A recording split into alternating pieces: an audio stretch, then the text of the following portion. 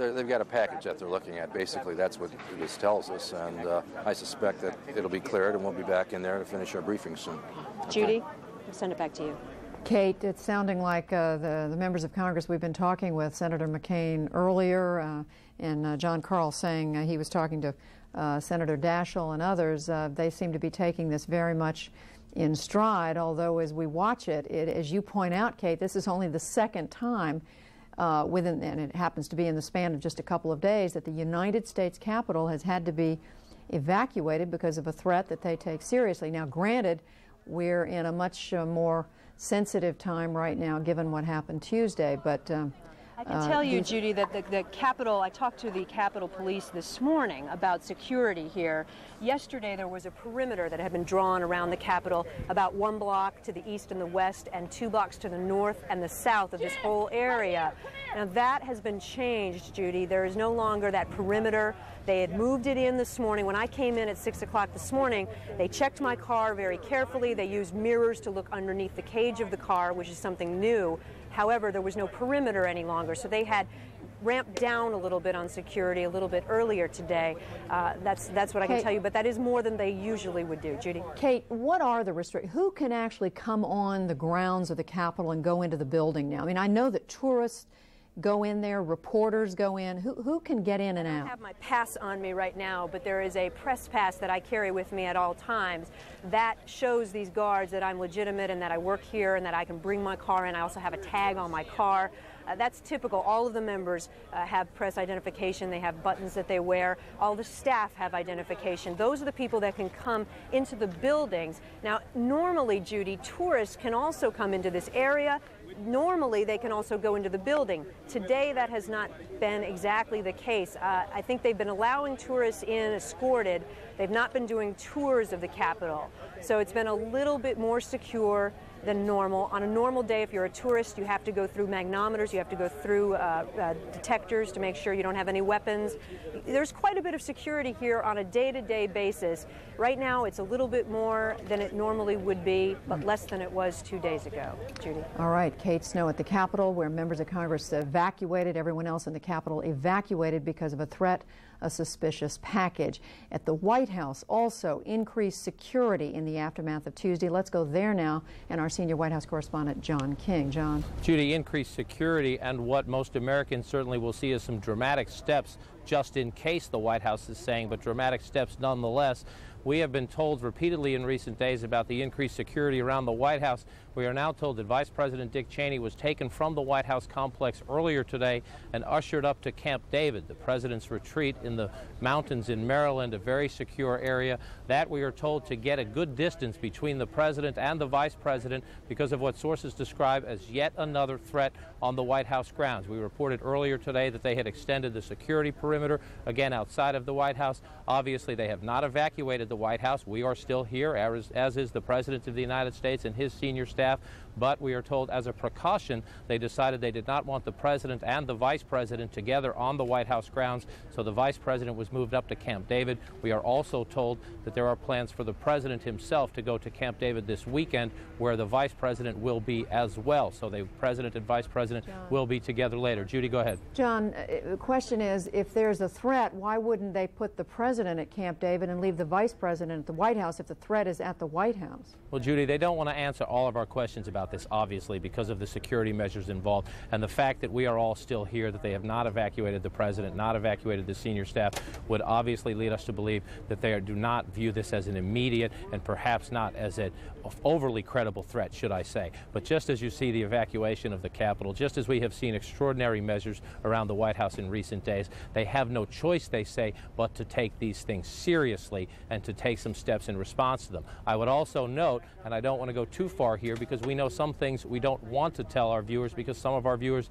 might be of ill intent. There are facilities here on the White House grounds, if necessary, in which the president would be safe, at least they believe he would be safe, from a nuclear attack. So there are places here on the grounds of the White House where they could take the president if necessary, and indeed where the vice president, when the president was out of town the other day, did indeed go to a command and control bunker that is believed to be nuclear proof here on the White House grounds. Seems ominous to be talking about these things, but This is the circumstances we find ourselves in the 60 hours since these deadly terrorist attacks.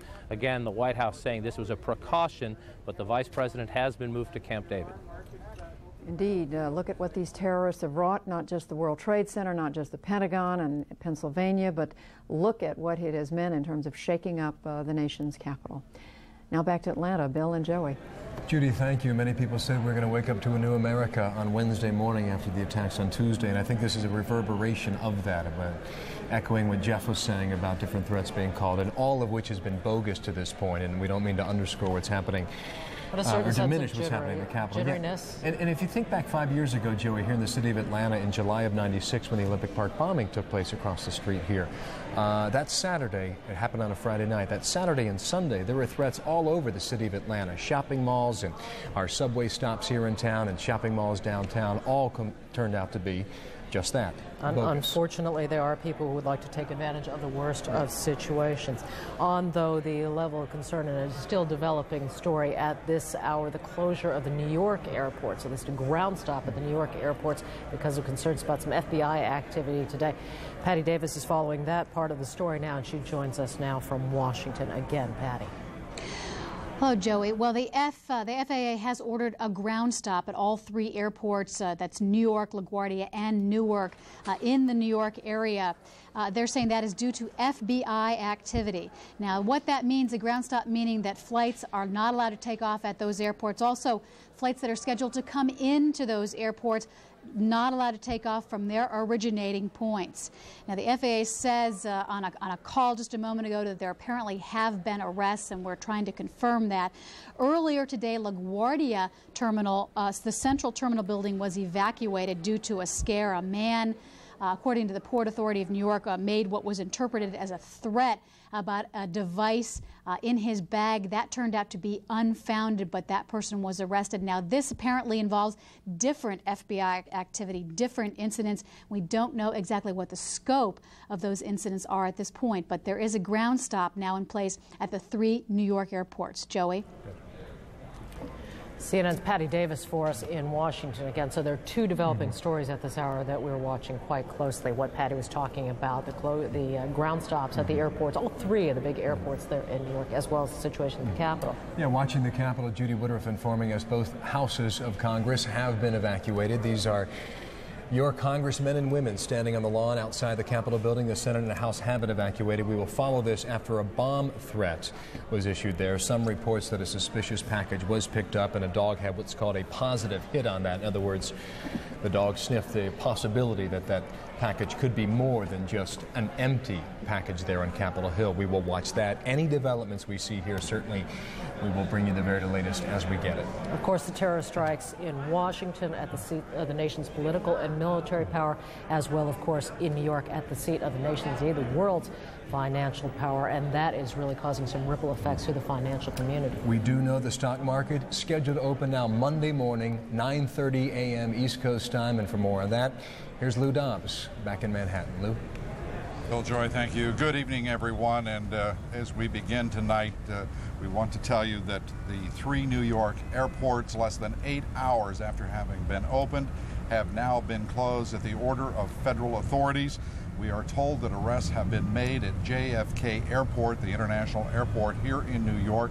We have no further information about who the arresting authorities were or who has been arrested, but we, of course, here at CNN will be bringing that to you as soon as we learn the details. And, of course, the U.S. Capitol has been evacuated, as we have now been reporting, the Vice President being moved to Camp David as a precaution, and we will keep you fully informed on those developments as well. 30 blocks behind me, the devastation that was the World Trade Center. Rescue workers now into the second day of their efforts, working relentlessly to free whoever is buried there, alive or dead, from the debris. Their grim search for survivors goes on. Just 2 blocks away from there, leaders from all of the various stock exchanges and the brokerage houses met today. They decided to reopen the markets Monday morning, 9:30. The 4-day closure is, by the way, the longest closure of the New York Stock Exchange since the Great Depression. And those stocks, of course, traded on the exchanges by people. Sadly, some of those people no longer with us. Reopening those markets as soon as it is safe and it is sensible is essential, if not critical.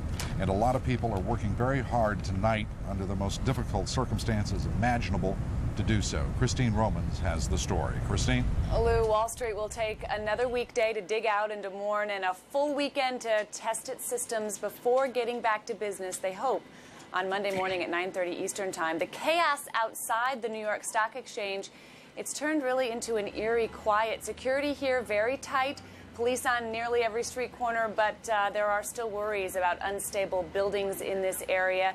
Traders here have never seen stocks closed for 4 straight weekdays in their time, and for nearly 60 years, an unwritten rule has prevailed that you don't keep markets closed for more than 3 days. But fears are fading that an extended shutdown in U.S. stocks will create panic selling when they open. I think the time aspect is going to allow it to be a lot more stable than it would have otherwise been. I think the markets are comfortable that we will have an orderly price adjustment. There's more risk in the market, there's more risk in the economy, there's more risk in the global environment. There has to be a price adjustment down ultimately, but if that's an orderly price adjustment, we will see transactions start to come back and we will see the markets get back on their feet over the next few weeks. Now the plan is to open stocks on Monday, but there are still more questions than answers. Can New York's tiny, crooked downtown streets handle the thousands of workers needed to open its trading floors? 3,000 traders and support staff are here at the big board on the floor. How will those people get here? Will phone lines and power sources remain secure? And will investors even be ready? For now, many folks here say they're relieved and they'll take it one day at a time, Lou. Christine, thank you. Christine Romans. And of course, amongst the many challenges, the formidable challenges facing everyone downtown Manhattan, those trying to rescue those who we all hope could be still alive under the rubble and the debris, trying to repair the infrastructure itself that will make access to that area possible. And principal among that infrastructure, some of the most densely concentrated telecom communications equipment and lines in all the world. And that presents a major obstacle to the reopening of these markets. And Alan Chernoff is here to tell us how they're going to get that done. Exactly, Lou. And in fact, the building immediately north of the World Trade Center site is a very important telecommunications switching center owned by Verizon. Normally, that building provides 20% of the data circuits for the New York Stock Exchange. Now, the building, of course, is out of commission. Verizon is doing its best right now to rebuild that capacity. Now, a very different type of rebuilding effort involves investor confidence. And today, the SEC Chairman Harvey Pitt did his best to calm investors. This is not an economic problem. It's a physical catastrophe. People are responding to a physical tragedy.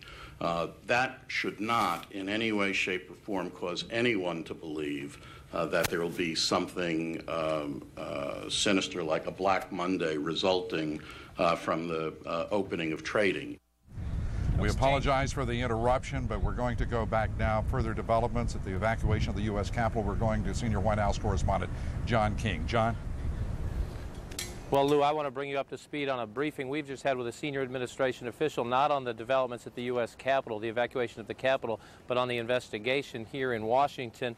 Speaking to the senior administration official, no doubt the administration believes that the suspected Saudi terrorist Osama bin Laden is suspect number 1 in this, but this official saying one of the reasons the administration has not flat out said so just yet as the investigation continues is, quote, that there might have been not one but multiple organizations involved in this. So that one development as the investigation continues and as the president meets with his national security team again this afternoon to consider possible military strikes. Also, this official making clear in an obvious effort to try to build American public support and prepare the American public that even if the president authorizes a military response to these terrorist strikes of the past few days, that the administration is also preparing what this official called a sustained effort involving other governments to crack down not only militarily but financially and diplomatically as well, not only on terrorist groups but on nations that harbor them as well. And as an example of that, the administration putting extraordinary pressure on the government of Pakistan today, asking, we are told by sources, for the Pakistani government to close the border with Afghanistan, to stop supplying fuel to the Taliban government in Afghanistan, to provide any information it has on the movements and the organization of Osama bin Laden, and to allow U.S. warplanes access to Pakistani airspace if requested in the event the president does go forward with a military response. That is significant, of course, because Mr. bin Laden has his shelter in Afghanistan. A number of developments in the investigation, an urgent tone here at the White House, and as we previously reported, a new security environment again here at the White House as well, as the president continues his discussions inside today because of an earlier threat today on the vicinity of the White House and on the White House grounds itself. We are told, as a precaution, Vice President Dick Cheney taken out of the White House grounds, brought to the Camp David retreat in Maryland, so he and the president would be a safe distance apart. Lou. And John, the president remains in the White House tonight? He does indeed. The president here as we speak, that a sign number one that they don't view this threat as credible right now, although just 100 yards away in Lafayette Park, armed Secret Service continue to patrol, and they have blocked off all vehicle traffic on a much broader perimeter than had been the case yesterday. The president in the White House working. We should also note, though, there are very secure facilities beneath the White House grounds should there be a threat on the White House. John, thank you very much. John King from the White House, who will, amongst all the other correspondents as well, of course, here at CNN, be keeping us up to date. We want to return to Alan Chernoff. Alan, the obstacles facing the big board, all of the exchanges and these brokerages to bring Wall Street back fully recovered, at least as recovered as possible by Monday. Huge effort here, and it's not only the stock exchange, all the brokerage firms, of course, the city officials, and as we mentioned, the telecommunications companies, very critical here, as well as Con Edison, the power company, because there was a generator in the basement of number 7 World Trade Center, which also is gone. And Verizon, the principal telephone company working down there. Precisely. Okay. Alan Chernoff, thank you very much. And again, as I said, as we focus on what is happening here in the financial capital, if indeed the world, we will also, as any development warrants, be moving you back to wherever the development takes place to give you the full report. We have some good news tonight. Morgan Stanley, the brokerage house, the World Trade Center's largest tenant, occupying parts of both towers. In fact, 3,700 employees. And we're going to tell you about the remarkable story of the survivors of that in just a moment. We're going to go now back to Washington, D.C. Lieutenant Dan Nichols of the Capitol Police. Into the building to the specific area where the threat was made. The first team went in and conducted a sweep and hit on an area that was a concern. As a precaution, we sent a second team in, and that second team hit also. Based upon 2 dogs hitting on a package, we went ahead and did an immediate evacuation of the Capitol to ensure the public safety and the security of the Congress. Everyone was evacuated out of the building. I'm pleased to say now that we've cleared this. We sent our hazardous devices unit in. They've examined that area thoroughly, and they have not identified anything of a hazardous nature. And we are now getting ready to reoccupy the Capitol building. This event lasted approximately 45 minutes or 50 minutes. And it's now concluded. I was developing some more information. The reason why I was late coming to the briefing is we had just had the information passed on to me that we have cleared that, the bomb team has cleared the package, or cleared the area, and we are now re-entering the Capitol building. Can you tell us what kind of a package it was? Was it a briefcase or a... I'm sorry, I'm not going to get into that specific information. As far as, I'm sorry, I'm not going to give you the location either. Somebody called and said that there was a package in a specific location, and there was a... Lieutenant Dan Nichols explaining the reasons that for the first time that we know ever, the U.S. Capitol has been evacuated. That after obviously a very credible threat, in this case the threat of a suspicious package or briefcase, at least something suggesting the possibility of a bomb. And the Vice President indeed being moved off to Camp David while the President remains at the White House. That evacuation now ended, and staff and, of course, our representatives and senators to return to the Capitol. I was just saying, there is some good news, some almost remarkably, if not miraculous news, that amongst 3,700 employees at the World Trade Center destroyed in the space of less than 2 hours, that all but 40 of those 3,700 people are accounted for. 40 people missing of them. And one of the people who made it out of the World Trade Center in time, Joe McAlinden, who has appeared on this broadcast a number of times, and an old and good friend. And Joe, we're just delighted to see you obviously safe. Tell us what happened. Well, I was having a breakfast meeting on the 66th floor in our dining room when the first plane hit the number 1 building and burst into flames. And so our security man on the floor urged everyone to get out.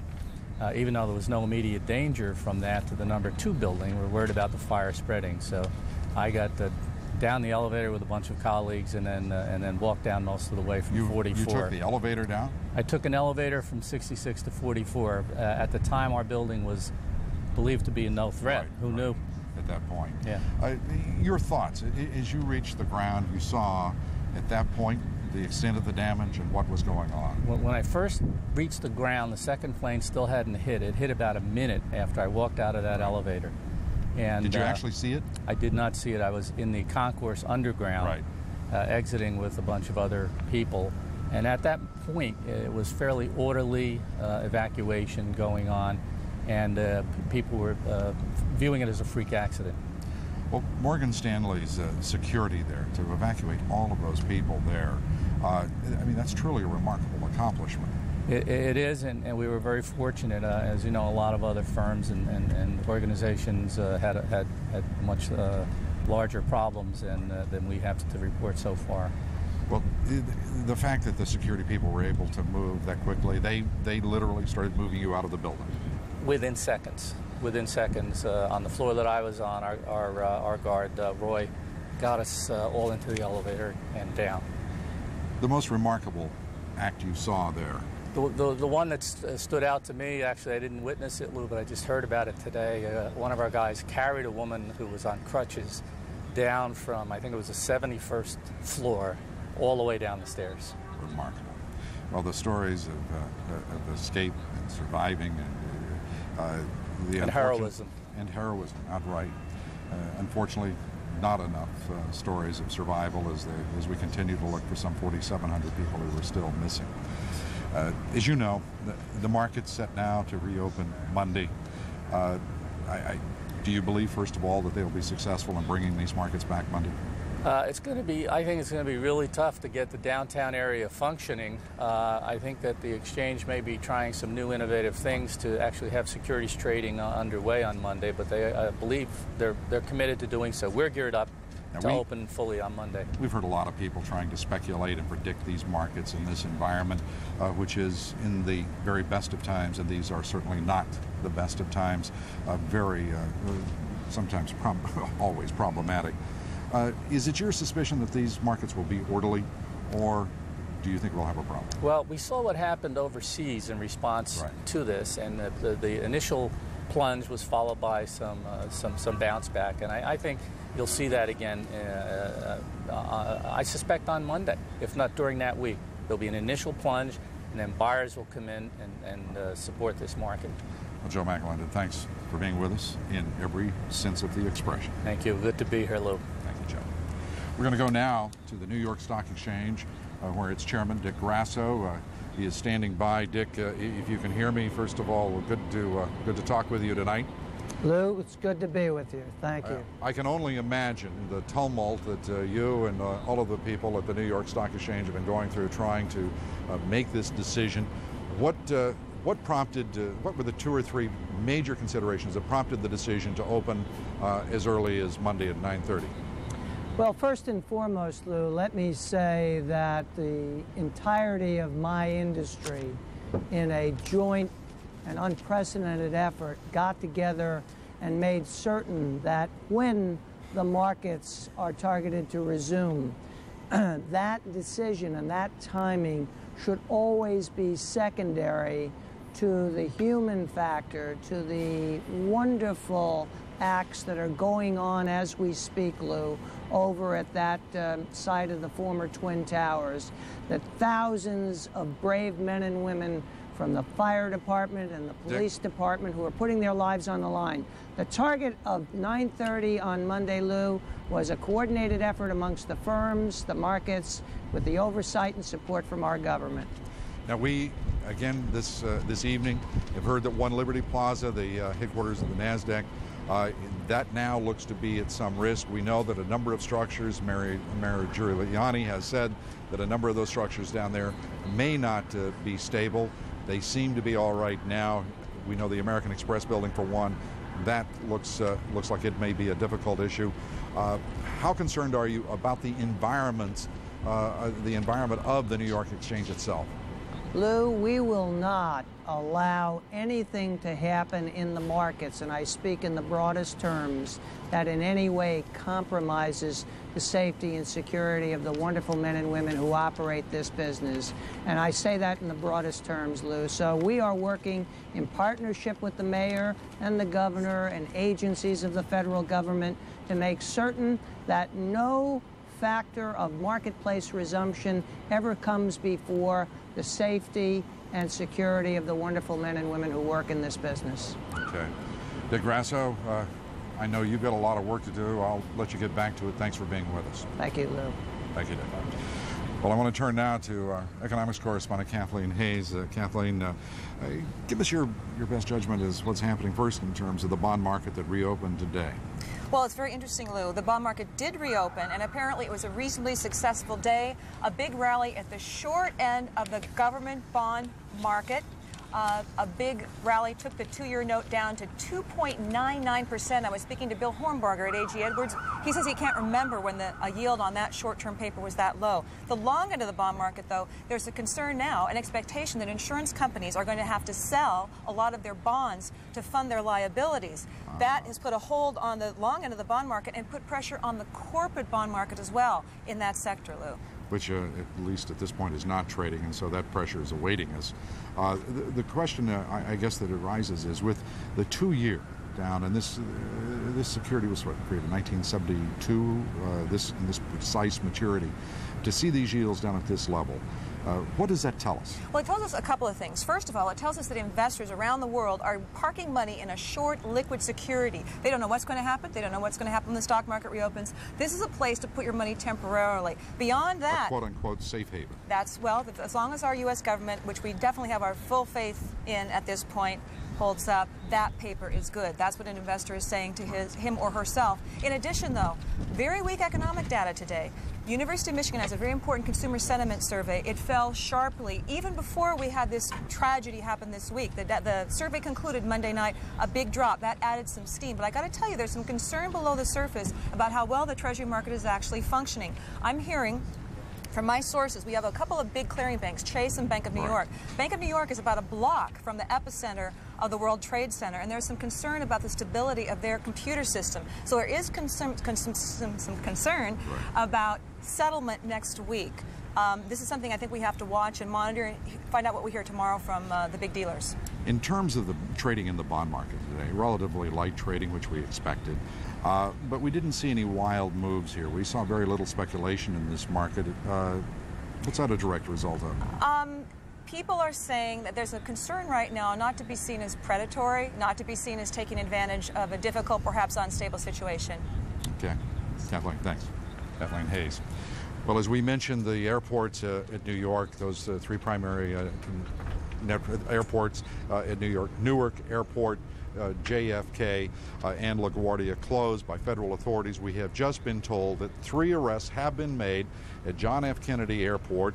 Those arrests made, we are told, by Justice Department officials, based, and I should say detained rather than arrested, detained based on apparently their names matched a profile that the Justice Department has been screening for, and again that appears to be the reason for both the closings of the airport and the reason for all of the federal authorities moving into the airports this evening.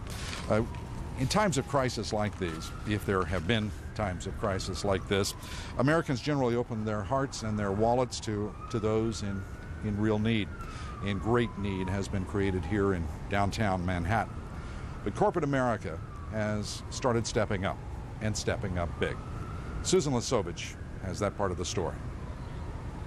Lou, it's one of the most heartening things about reporting this terrible story is that companies seemingly by the minute willing to do anything, offering products, services, and millions of dollars in aid to assist this massive rescue effort taking place. And some of this, by the way, comes with enormous personal loss. Verizon Communications, for instance, lost several technicians working high up in the World Trade Center. Verizon setting up free payphones in Lower Manhattan. AT&T distributing thousands of free cell phones to Red Cross and other relief organizations. Anheuser-Busch donating thousands of cases of drinking water. McDonald's giving free food to rescue workers not only here in New York, but Washington and Somerset County. And then millions of dollars of aid. General Electric donating $10 million. Cisco Systems donating $6 million. The list goes on, but it also includes small businesses like Bluefly.com, which is donating 9,000 square feet of prime midtown office space to companies suddenly left homeless. Domino's Pizza offered to send pizzas up for the new tenants, and we've had people who have volunteered engineering services and computer services and furniture rentals. So it's been pretty surprising, and we're obviously grateful for the response that's followed on from this. The Silicon Alley Reporter is another local business that's also offering free office space, and it says there are other reasons for companies to step up their generosity. We have to realize that one of the reasons that people did this was to screw up our economy. It wasn't just to psychologically scar us, to kill people. They want to shut down the economy, and these companies, mid-sized companies, small-sized companies, are the bulk of our economy, and they're going to go out of business, and people are going to lose their jobs. And Lou, one of the new tenants in the new office space, a man by the name of Bruno Dellinger, used to work at a marketing consulting firm housed in the World Trade Center. He says it's important to send the perpetrators of Tuesday's attack a message that life goes on and that literally New York's financial district will rise again. And that's very encouraging, obviously. Encouraging, moving. I have to say, at least for myself, General Electric's $10 million to the families of those firemen and policemen who lost their lives fighting this devastation and this terrible tragedy is, to me, just singular in its focus and its generosity. So I think and the calls keep coming in, the faxes and the emails. They're not alone. Terrific. Susan, thanks a lot. Well, as we've just reported to you, three suspects, if you will, have been detained at JFK International Airport here in New York. In order to carry out those actions, federal authorities had to shut down all three New York airports within just the last half hour or so. But around the country, airports today began opening up, and we want to turn to our colleague Casey Wyan in Los Angeles at Los Angeles International Airport to bring us that part of the story. Casey? Well, Lou, you're seeing something behind me that we haven't seen here at Los Angeles International Airport in 2 days, and that is airline passengers. The FAA gave the go-ahead for the airport to begin operations earlier this morning, and the first flight arrived about 10:30 a.m. local time. It was an Alitalia MD-11, originally departing from Milan, that was diverted on Tuesday to Calgary. It finally arrived at its destination this morning, 2 days late. Other travelers began lining up for a limited number of departing flights on a limited number of airlines. New security procedures, of course, are in place, and LAX recommended that passengers arrive 2.5 hours early, even for domestic flights. They're pretty confident, too. I mean, lots of safety measures have been put into place, and it's obvious that, things are quite different around here. So they just want me to get home, too. Now, those new security measures, which of course are extraordinary in nature, involve no more curbside check-ins. And at least at Los Angeles, no passenger cars are even allowed anywhere near the terminal area. They have to park at satellite lots and take shuttle buses into the terminal. No e-ticket check-ins. Everyone must report to ticket counters whether they have baggage to check or not. Only passengers with identification, photo identification, and tickets will be allowed into boarding areas. All carry-on bags will be searched. All airplanes will be searched for security precautions before passengers board those planes. There will be an increased presence of federal air marshals on all flights, and of course, no knives, not even pocket knives. All this, of course, is expected to add up to more costs for the airline industry, which even before these events occurred this week was already struggling. Analysts projected that the airline industry would lose between $1.5 and $3 billion this year, wiping out all of its profit from last year. Those losses, Lou, are expected to mount in the wake of this tragedy. Casey, thank you very much. Casey Wyan from Los Angeles International Airport. We mentioned the good fortune of the 3,700 employees, nearly all of them at Morgan Stanley at the World Trade Center. The inverse of the story is Cantor Fitzgerald, the largest bond broker in the country. About 1,000 employees, most of those at the top, the uppermost floors of the World Trade Center. Peter Viles is here with that part of the story. Peter? Lou, if what happened at Morgan Stanley is a miracle or a near miracle, the folks at Cantor Fitzgerald, the hundreds of employees there, are looking tonight for a miracle, hoping for a miracle. This is one of the biggest bond trading firms in the world. Very heavy losses at Cantor Fitzgerald.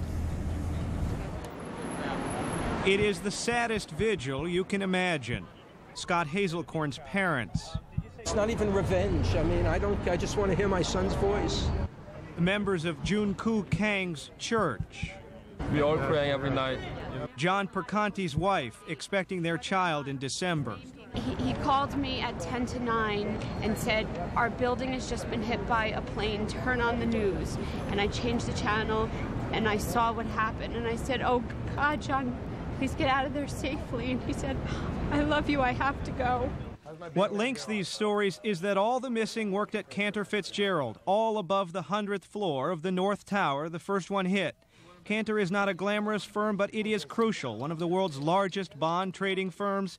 1,000 people worked up there, fewer than 300 are accounted for, but it is not clear any of those now safe were on the top floors Tuesday morning. I don't think anybody got out at this point, but we pray for miracles. Scott Hazelcorn's parents suspect that their son did not run for his life.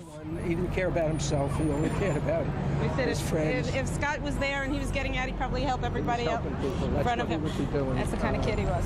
They gather at a city-designated center for relatives of the missing on 26th Street, where trees have become pleas for help. And further uptown at the Pierre Hotel, a gathering site for Cantor Fitzgerald families. I don't think the company has the information that we need. I think they're sharing everything they know, but we have not heard of okay. to validate any stories that we've heard. The city has set up official clearinghouses for information on the missing, and the families we spoke to have been to those clearinghouses, but they are convinced that every extra effort that they can make on behalf of their loved ones is at this hour worth making. Lou? Pete, thanks very much. Well, Secretary of Treasury Paul O'Neill cut short his trip to Japan to return to the United States as we begin to watch these markets come back to life. Secretary O'Neill held a press conference this afternoon in which he said that the U.S. markets remain strong and resilient. Tim O'Brien has the story for us tonight from Washington. Tim? Lou, Secretary O'Neill was back at work today, cutting short an official visit to Asia. He said he kept in touch with the Treasury Department, the Fed, the administration, and financial markets while away. And in a brief statement to reporters, he said the United States has every reason to maintain its confidence in the U.S. economy. And then he added this. This tragedy will cause some short-term dislocations. Supply disruptions are real, as some transportation stopped or slowed for several days this week. These effects will be transitory as transportation flows return to normal. O'Neill said the country's economy is not located in any one place, that innovation and productivity are found in every factory and every farm, every laboratory, every financial institution, every small business, and every home office across America. In a calamity of this magnitude, however, there will surely be ripple effects a long way down the road. One may involve the annual meetings of the IMF and World Bank, which are scheduled to be held here in Washington September 29th and 30th. Sources close to the decision-making process tell CNN there is a, quote, high probability that these events will either be postponed or canceled altogether as a result of Tuesday's attacks. Lou? Tim, thanks. Tim O'Brien from Washington. The Pentagon now says it will launch sustained military strikes against those responsible for Tuesday's attacks against the United States. Today, Deputy Defense Secretary Paul Wolfowitz said that those options will include the full array of America's military power. I'm joined now by former Defense Secretary William Cohen, who is also our Moneyline regular contributor. Bill, good to have you with us. Lou. At this point, as the search goes on for those responsible, it is becoming increasingly clear that the administration, that the agencies, the Justice Department, and other agencies are focusing on Osama bin Laden. Is there any surprise in this for you? Not really. He is prime among the suspects, but I should point out that we ought not to focus on Osama bin Laden solely.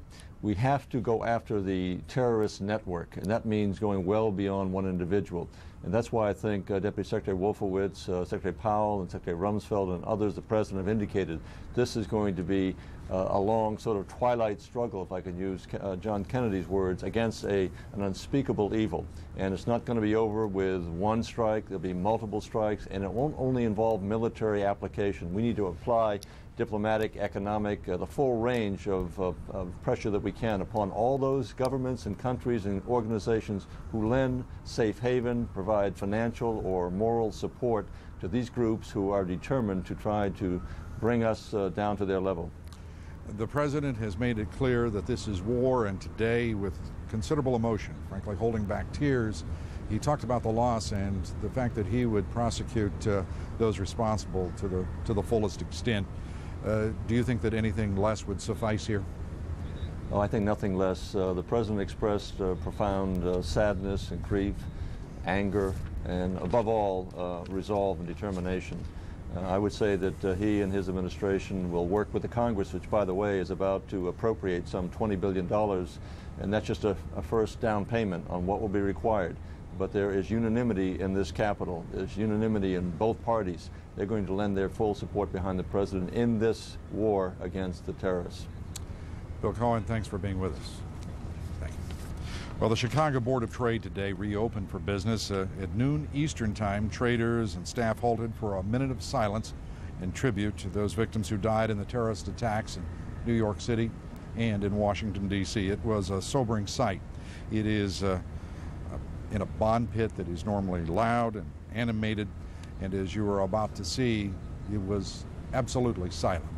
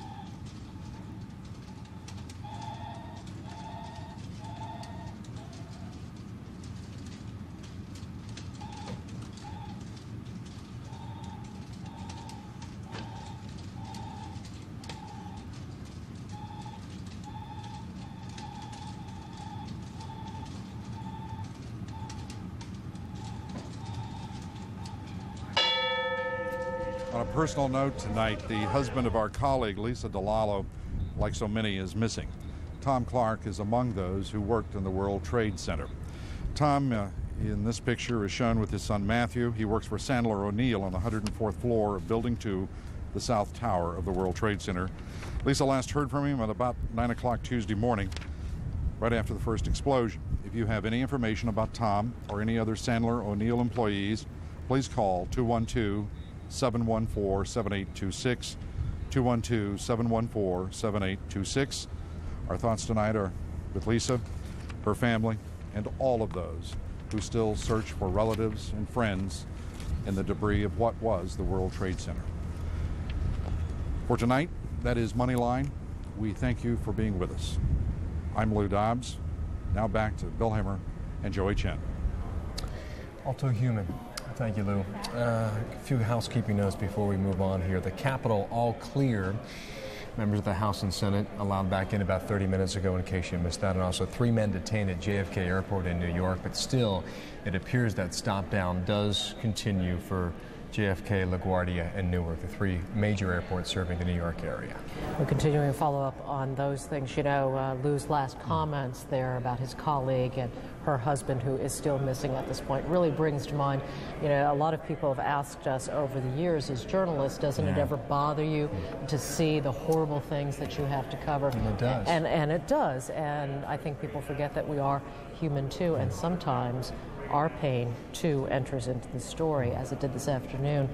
Our colleague Elizabeth Cohen out of the New York Armory in New York, meeting with so many of the families there, so desperately looking for those who are missing now. We want to bring you a little bit of Elizabeth's encounter with one of those family members right now. Let's listen. Andrew called Erica right after the first plane crashed and said, "I'm okay, I'll call you back." Hung up the phone, and we haven't heard from him. The only thing we heard were reports that he had evacuated his office, told everyone to leave.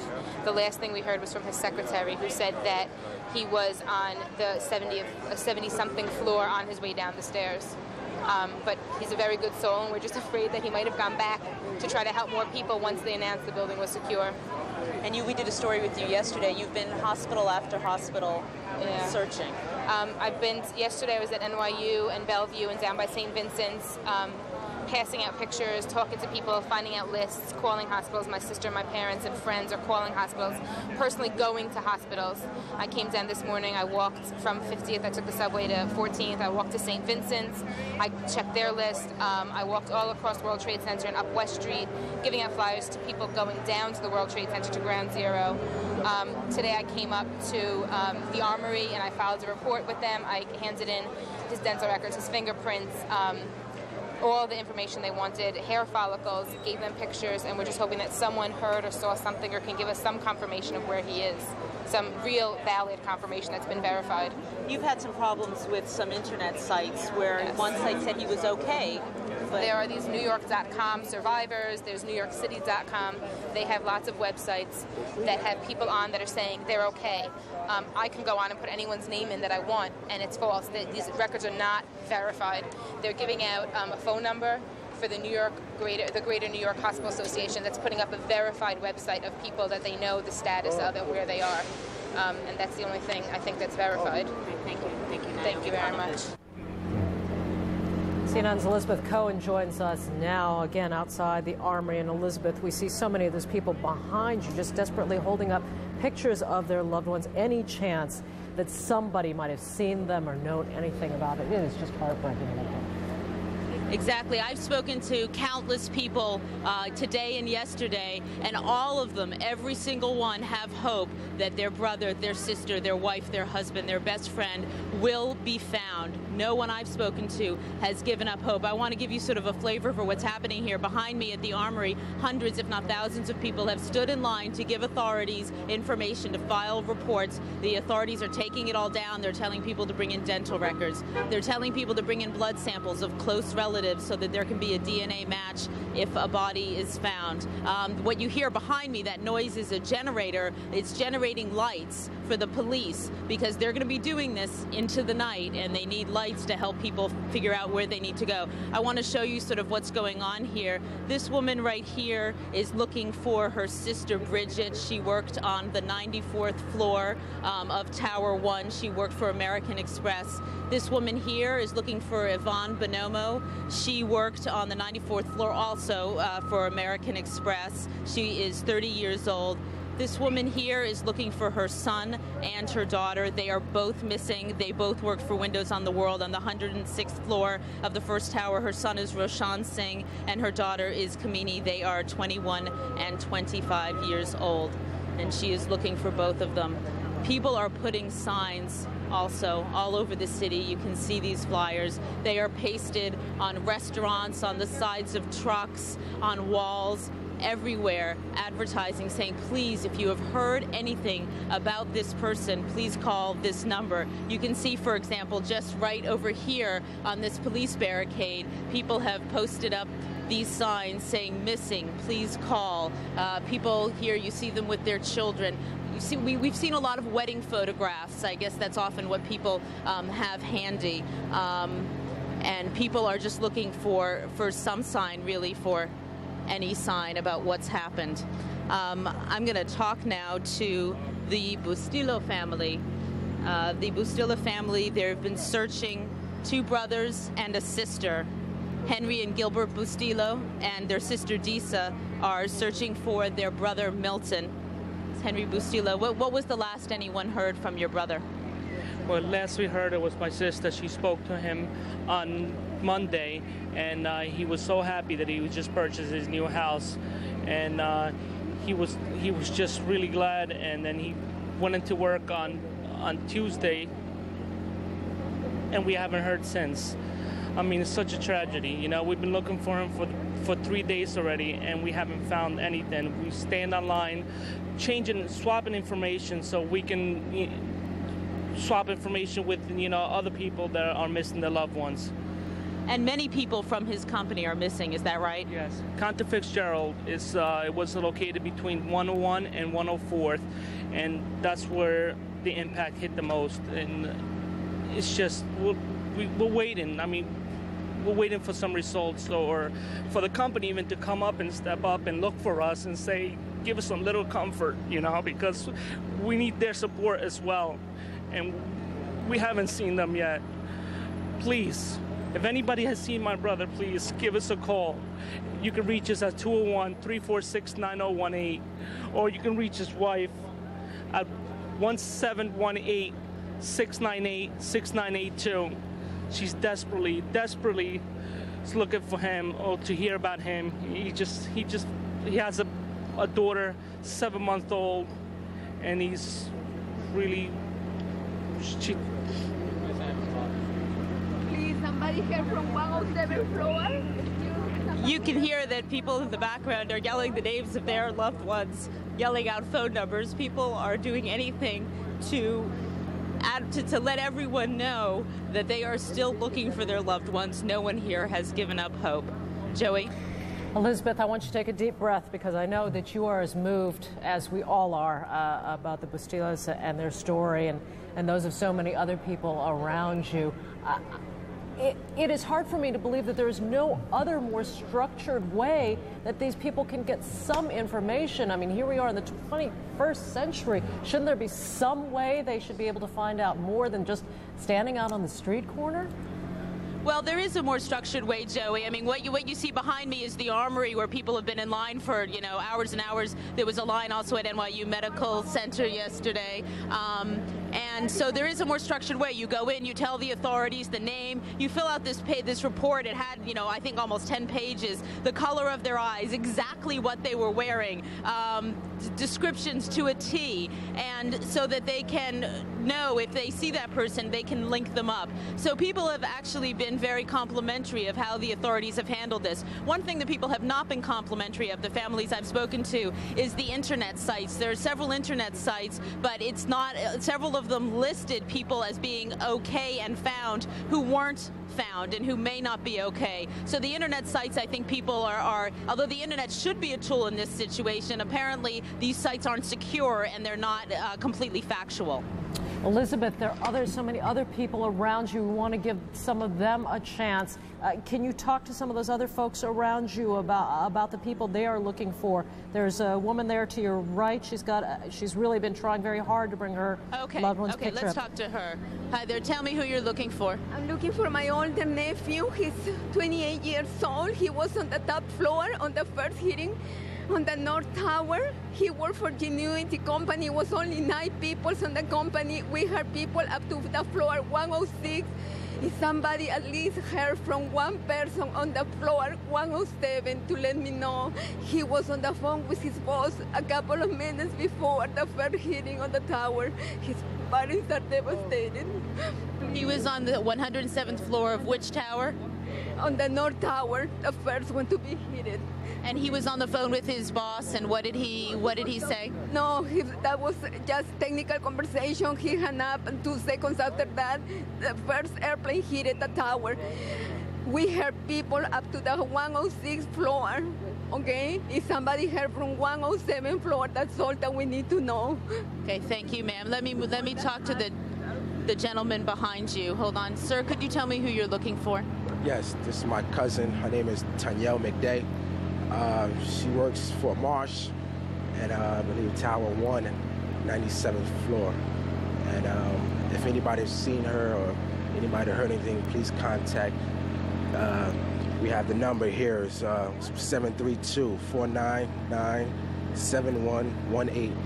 If anybody's seen her, please contact us. And we really do miss her, and God bless everybody. Can you tell me when was the last time anyone heard from her? The last time was, it was approximately 8:30. She spoke to one of our relatives stating that she was okay, she was at work. And that's the last time we've heard from her. She said she was okay after one of the explosions? No, this was approximately, when she got to work, it was approximately 8:30. She was telling us that she got to, work okay, so, and that's the last time we've seen her. Now, have you gone and spoken to the authorities in the Armory? Have they been helpful? Yes, they have. My family and everybody, staffs and police department, fire department, everybody's been very helpful. We filled out the claim and everything, to try to find her, So everybody's been doing a great job, Okay, thank you, sir. Sir, can you move forward a little bit? Can you tell me who you're looking for? Looking for my cousin Nino Gargano. And what floor was he on, and in which? I think 104, 103 in the North Tower, Tower number 1. When was the last anyone heard from him? Tuesday morning. His mom and when he went to work, his mom said goodbye, gave him a big kiss, and never saw him again. So we're still looking. The entire family's totally looking for him. Got posters all over the place. Thank you, sir. Thank you. Ma'am? Hi. I'm the wife of Peter Mutos, and we just want to let all his relatives know, and Peter as well, that we're not going to give up until we find you. We love you. Where was he in the World Trade Center? He was on the 100th floor in building number 1. And did anyone hear from him just before? The only lead I have is that there's a William Mutos in the World Trade Center, and that so right now what I need is the master list of people that were in the World Trade Center, because Mutos is not a common name, and my thought is that there might be a cross in the first name when they were retyping the list. Now, what have you done? I'm sure you've spent the past 2 days now trying to find him. Tell me what you have done in your search. Basically, I have gone to the sites. I've gone to St. Vincent's, where they have a master list, and I've checked upon the list that they have of people there. I went to Bellevue because there they also will print out an hourly list of updating. I went to the Red Cross yesterday on 29th Street and 1st Avenue. I've also been getting information, which is important, is a recent medical history, any other dental records or anything as well, to help them find them, and presently also going just to the individual hospitals and giving him a picture, as well as posting this picture around, so that if perchance he is not doesn't know what happened to him, he will be able to read this himself and be able to call this Marsh number. Marsh, for their employees, they have a crisis center set up in which they're also helping us. In fact, this is what they printed for us. Thank you, ma'am. Thank you. There's another family who we want to. Same floor. He was on the same building. He was on the same floor. Tell me about the person you're looking for. I'm looking for Salvatore Ziza, my brother-in-law, who has 2 young children at home and a very large family. And the pain that we feel, we express the same sentimentality to the thousands of people that are out on this street. As much pain as we feel, we wish everyone else here our best. The experience that we've had from all the authorities that we've dealt with, including everything the girl before me mentioned, the same process, the same sources. Everybody is doing their best to help. There are thousands of people on the street from every organization and then some trying to help us all. Tell me, there seems to be sort of a brotherhood, a sisterhood that's grown up on this street corner. I haven't seen the American karma come together like this since the Vietnam War. Everybody feels the same way. Everybody has anger, but everybody has compassion. There is no script for what to say, and there's no script for how to feel. I've run into probably 10 people that have Marsh McLennan signs on their pictures. And I don't know their names and I don't know where they're from, but they've hugged me and they've cried with me together. Everybody is feeling the same thing. There is no script.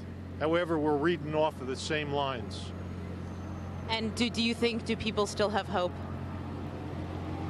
I think everybody has hope, but I think everybody is prepared to face what they have to face. I think they're facing it the best they can. Like I say, there's no script. When was the last time you heard from Sal, or anyone heard from Sal? Sal's wife, who's home right now with his 2 children, spoke to him 10 minutes before the plane hit the building. We've had absolutely no contact from anyone other than the Red Cross. Okay, thank you, sir. Let me move to some people who are behind you. Thank you, sir. Ma'am, tell me, you are Yvonne's best friend. Yes. Tell me about Yvonne. Best friends over here. We're looking for Yvonne. She was on the 94th floor. She was an Amex employee who worked at Marsh McLennan. Please, somebody from any floors from 88 and up, please call our number 917-364-4906 and tell us what happened over there, and if anybody got out, and if anyone made it, please call us. We're looking for her. Please, 917-364-4906. Yvonne Bonomo, she is a great girl, and we have hope we're gonna find her. Tell me what you've done. Have you searched through the city? We were everywhere. We went to the hospital. We registered her. We've called hospitals. Please, if anyone on the 94th floor got out, please call us and let us know our parents are beside themselves at home. We're waiting to hear anything, please. Thank you.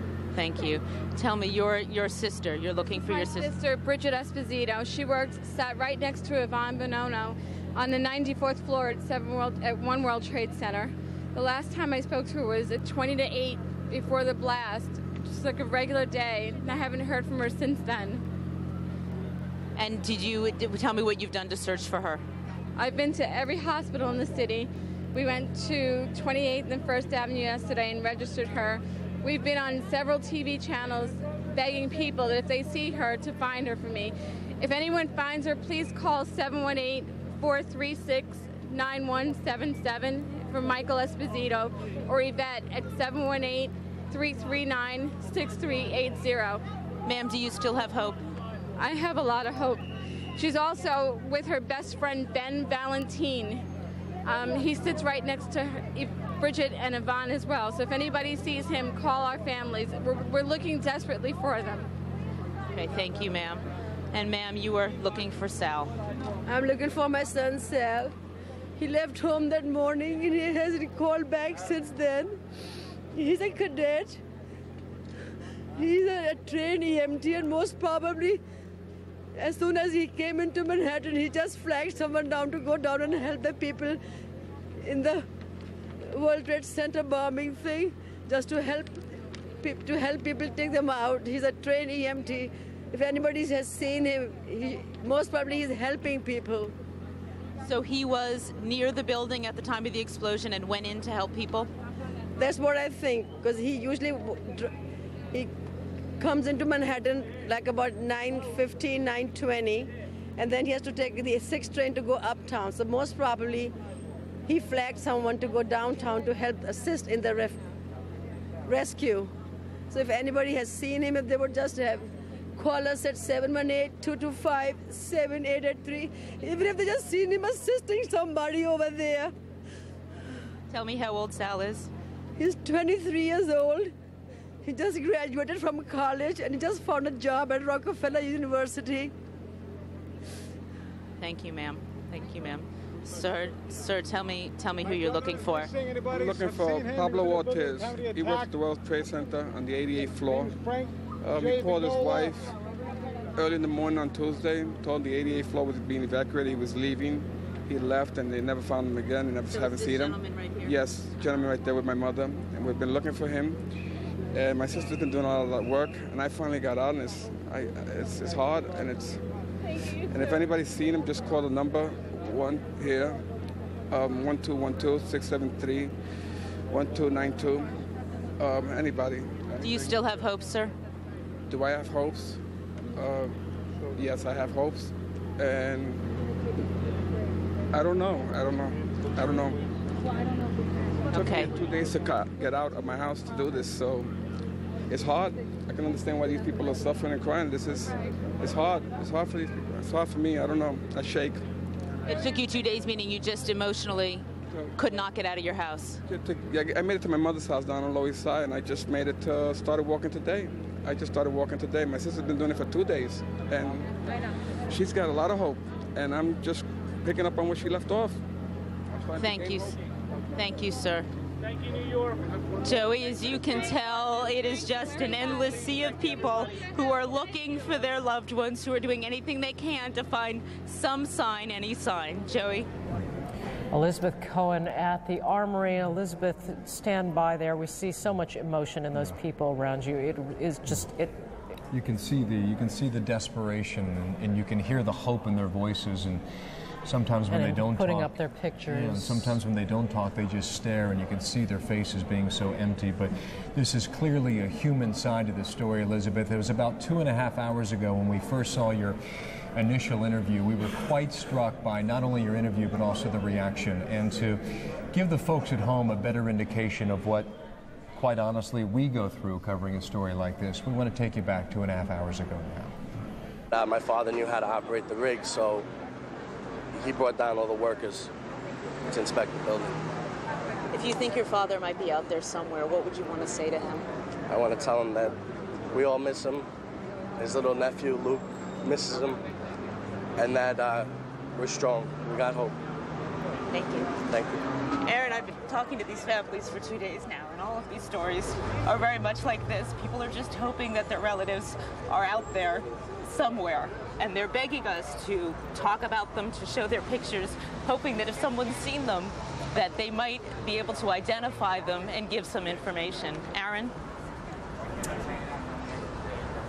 Elizabeth, that was 2.5 hours ago, as we mentioned, and I know it must be extremely difficult for you, having a family back here in Atlanta, to hear these stories. But you're serving a purpose there, and you're giving them hope to get their message out. And the thing that strikes me is the number of people who stick their pictures inside the camera frame in order to see, hey, maybe there's someone watching somewhere who may recognize their loved one. And I see so much politeness in what they're doing. I mean, everybody knows that other people are suffering too. Nobody's shoving anyone else out of the way. They all have a story to tell, but they seem to be giving each other a chance. I can't hear anything. You can tell Miriam what you'd like me to talk about. Okay. All right, Elizabeth, we're going to let you go there. We apologize for that, but indeed that's the human element that we're seeing throughout this. And believe me, it's just begun at this point. Yeah. Because these stories will continue to trickle out by the thousands at some point. Well, we want to give our viewers another opportunity. If there is a chance that your picture has not been seen, those who have relatives still missing, we're quite concerned. CNN is trying to open up an opportunity for our viewers to be able to get those pictures out on the internet. We know that there are some internet services that have not been quite credible. This is a CNN.com service. If you can email us the picture of your missing loved one at missing@cnn.com, missing@cnn.com. That's the address to send in your picture if you have a missing person that you're looking for. And please, we do ask that people try to use this system judiciously and honestly. There's so many people who suffered so much loss. Please do not use this unless you really have a need to. Also, CNN.com, there's a link there. If you go to CNN.com, there's a link there to get your picture used on the web. And if there's any chance, it's quite likely also, as we look at the quick vote online, we're just taking the pulse in a very unscientific fashion here at CNN.com about what Americans feel about what they're seeing and hearing and watching throughout the week. This is a question: what are your feelings about Tuesday's terrorist attacks? And you can see the options there: shock, sorrow, or anger. And clearly, nearly half are saying at this point they feel anger. And Joey, just from knowing this quick vote over the past year, typically we might have 30,000 to 40,000 votes there, but this is well over 500,000. And what we saw earlier was, initially a feeling of disillusionment on Tuesday into Wednesday, but clearly it's into anger at this point. We'll move quickly now to the White House. John King has some late information there. John. Well, Joey, this is a fast-developing story, and we have seen over the past several hours the many facets of this the president has to deal with. First and foremost, let's give you some breaking information about new security concerns here at the White House. Earlier this afternoon, the Secret Service, unannounced, suddenly went back out across the street, cleared Lafayette Park and the area around Pennsylvania Avenue. All vehicle traffic now moved back from the White House. And as these new security precautions were put in place, Secret Service saying this is part of an ongoing security operation. Other sources, however, though, say they were concerned about another possible threat on the White House grounds. As all that took place outside of the White House, the administration made a decision to take Vice President Dick Cheney off the White House grounds and move him to the presidential retreat at Camp David, Maryland. The president stayed here and kept working. The decision was made, though, that they did not want the president and the vice president in such close proximity at a time when they were concerned about another possible threat on the White House grounds. Now, again, the president stayed inside as all this played out. We know he has spoken to several world leaders today, also met with his national security team, and sources telling us the administration moving ahead in those discussions on two fronts. One, discussions with military planners about possible retaliatory strikes, but also this administration talking about what one senior official told us a short time ago is fundamentally different from anything the United States has ever done before responding to terrorism. All those phone calls to world leaders, part of an effort by the president and the administration to build an international coalition.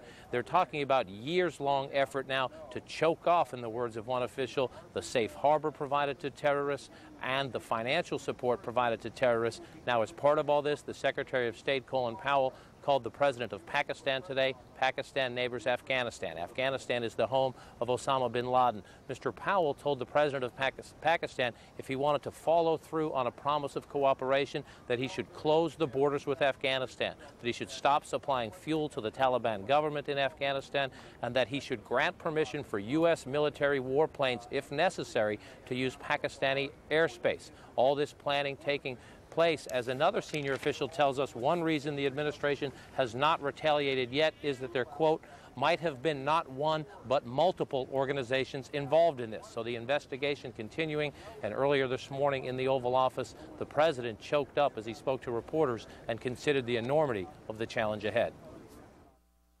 I think about the families, the children.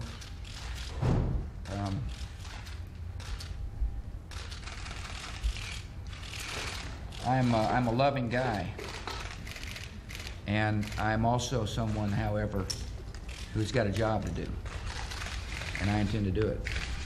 And this is a terrible moment, but this country will not relent until we have saved ourselves and others from the terrible tragedy that came upon America. Now, despite the obvious renewed security concerns here at the White House, Mr. Bush still planning to leave the grounds tomorrow and travel up to New York to assess the devastation and to get a first-hand update on the relief and recovery effort. Bill, Joey. John King for us out at the White House this evening. Also in Washington, Judy Woodruff. Judy? Bill, joining us now from the Capitol, the senator from the state of New York, Hillary Clinton. Senator Clinton, we've been listening to some heartbreaking stories from people looking for loved ones. Can you bring us any new information about recovery efforts there? Well, Judy, they continue. Even as we speak, they will continue as long as it is humanly possible to hope that we can find any survivors. We had some good news today when we found some of our firefighters and another citizen. So we are far from giving up on this aspect of the search and rescue mission. Senator, what price do you now believe New York will ultimately pay in terms of lives, its economy, its financial well-being, and so forth? Well, Judy, it's devastating, and of course this was not only an attack on New York, but an attack on America, and because New York is the global city and, you know, an engine of American economic growth, this is a loss that's going to be felt throughout the country and even the world, but directly at home where we've suffered the most grievous losses, there is not any inventory of any kind yet. We are going about the painstaking business, as I saw firsthand yesterday when I visited with the mayor and the governor, of trying to make sure we account for every person. The necessity to really know who may be missing is bringing people down near the site to the Armory on Lexington Avenue, where they can register and give information about their loved ones. But I think we're at the beginning of what will be a very emotional time for our country, because the horror of seeing the planes crash into the towers, the unbelievable, just a moment of sheer horror in watching the buildings collapse, is now going to be made even more painful, because we're going to have faces to go with those people who were just going about their daily business, doing their jobs, and we're also going to know more about the individual firefighters and police officers and Port Authority officers and emergency technicians, all of whom lost their lives. The economic costs are just beginning to be calculated. I was very grateful today when the President agreed with a request that Senator Schumer and I made for an additional $20 billion in the supplemental appropriation to deal with the overwhelming costs, principally in New York, but also New Jersey's been affected, other places. So we're talking about, what, the neighborhood of $40 billion now? Yes, and 20 of that will go for purposes such as beefing up our intelligence, repairing the Pentagon, the military assets we need, making it clear that we're going to afford whatever security precautions are necessary at our airports, and then $20 billion will go to the kind of rescue, reconstruction, rebuilding, counseling efforts that are going on right now in New York. Senator, we're hearing from President Bush, from Secretary Powell and others at the Pentagon and elsewhere in the administration that no effort will be spared, in effect, to go after the people who were responsible for this. Are you prepared to give the President, in essence, a green light to do whatever he and the people around him think is necessary to find these people? Well, I'm going to support the President's authority to wage war on these terrorists, and wherever they are, root them out and make clear that anyone who provides comfort or financial aid is going to pay a price. We're in the process of drafting the resolution. I've consulted with some of my colleagues who've been here a lot longer than I, who went through the Gulf War and even before, to know exactly the best way to go about doing that. But we're going to come to agreement behind the President to give him the authority and the resources as Commander-in-Chief that he requires. What about a threshold of evidence? Is that something that is a factor here? Well, Judy, you know, this is not a legal case. You know, I used to practice law in another life, and we're not, you know, we're not putting together the kind of case that we would take to a jury necessarily. Certainly, we are painstakingly acquiring whatever evidence is available. But I'm not sure that it would be appropriate or prudent for the United States to just pursue this legally, to try to, as we did with the first incident at the World Trade Centers, the bombing, you know, spend years tracking down the perpetrators, bringing them back to justice. This is much more like the bombings of our embassies in Kenya and Tanzania. This is an act of war, and I think we have to respond accordingly. Senator, finally, there was an Associated Press report today saying, quoting senior officials as saying in the final days of President Clinton's administration, your husband's administration, that there was specific intelligence about the whereabouts of Osama bin Laden, that it was discussed whether to take action, and ultimately a decision was made not to attack. Do you have any information about that? Well, Judy, I'm not privy to all the information. I know that there was intelligence about his location. There was a plan that was put into place to try to pinpoint his location. It relied, as I recall, on human intelligence assets, namely people who were on the ground providing us with information. And my memory is that at the last minute, those assets proved unreliable and were not able to form the basis for the kind of firm footing that is needed for launching the sort of attack that we are considering. That is how I remember it, but as I say, I wasn't in the thick of it. But I do remember very well we acted similarly with respect to the cruise missiles that were launched at his camps in Afghanistan based on intelligence that he would be there at the time. It was very well thought out and planned, and unfortunately, for whatever reason, he turned out not to be there. And I want to just add that this is part of the challenge that our current president faces. We are engaged in a battle with an adversary who lives in the shadows. When we were bombed at Pearl Harbor, we knew where the enemy was. And not only does he have his own assets, but because of his considerable wealth and connections with regimes and organizations around the world, he does have his own intelligence network, people within governments and military operations who frankly keep him apprised of what we or anyone else are interested in. So that's one of the reasons why I really support the kind of painstaking, patient approach that the president is pursuing. I know there are some who think, we should be able to, launch an attack, press a button tonight, but that's not the way this can be done, and I think all Americans have to be resolute. We have to be prepared for the action that will come, and very supportive of those working with the president who are putting together the pieces, as difficult as that is, to give us the basis for action. All right, Senator Hillary Rodham Clinton of New York talking to us from the U.S. Capitol just a little over an hour after the Capitol had to be evacuated because of a threat. Senator, thank you very much for being with us. Thank you, Judy. Thank you. And now back to Bill in Atlanta. Judy, thank you. Senator Clinton mentioning the name Osama bin Laden. We have heard his name so many times lately. We have also heard about the group known as the Taliban back in Afghanistan. But how is it that this group and this man could intersect with the lives of ordinary Americans? CNN's Christiane Amanpour now with a bit of history.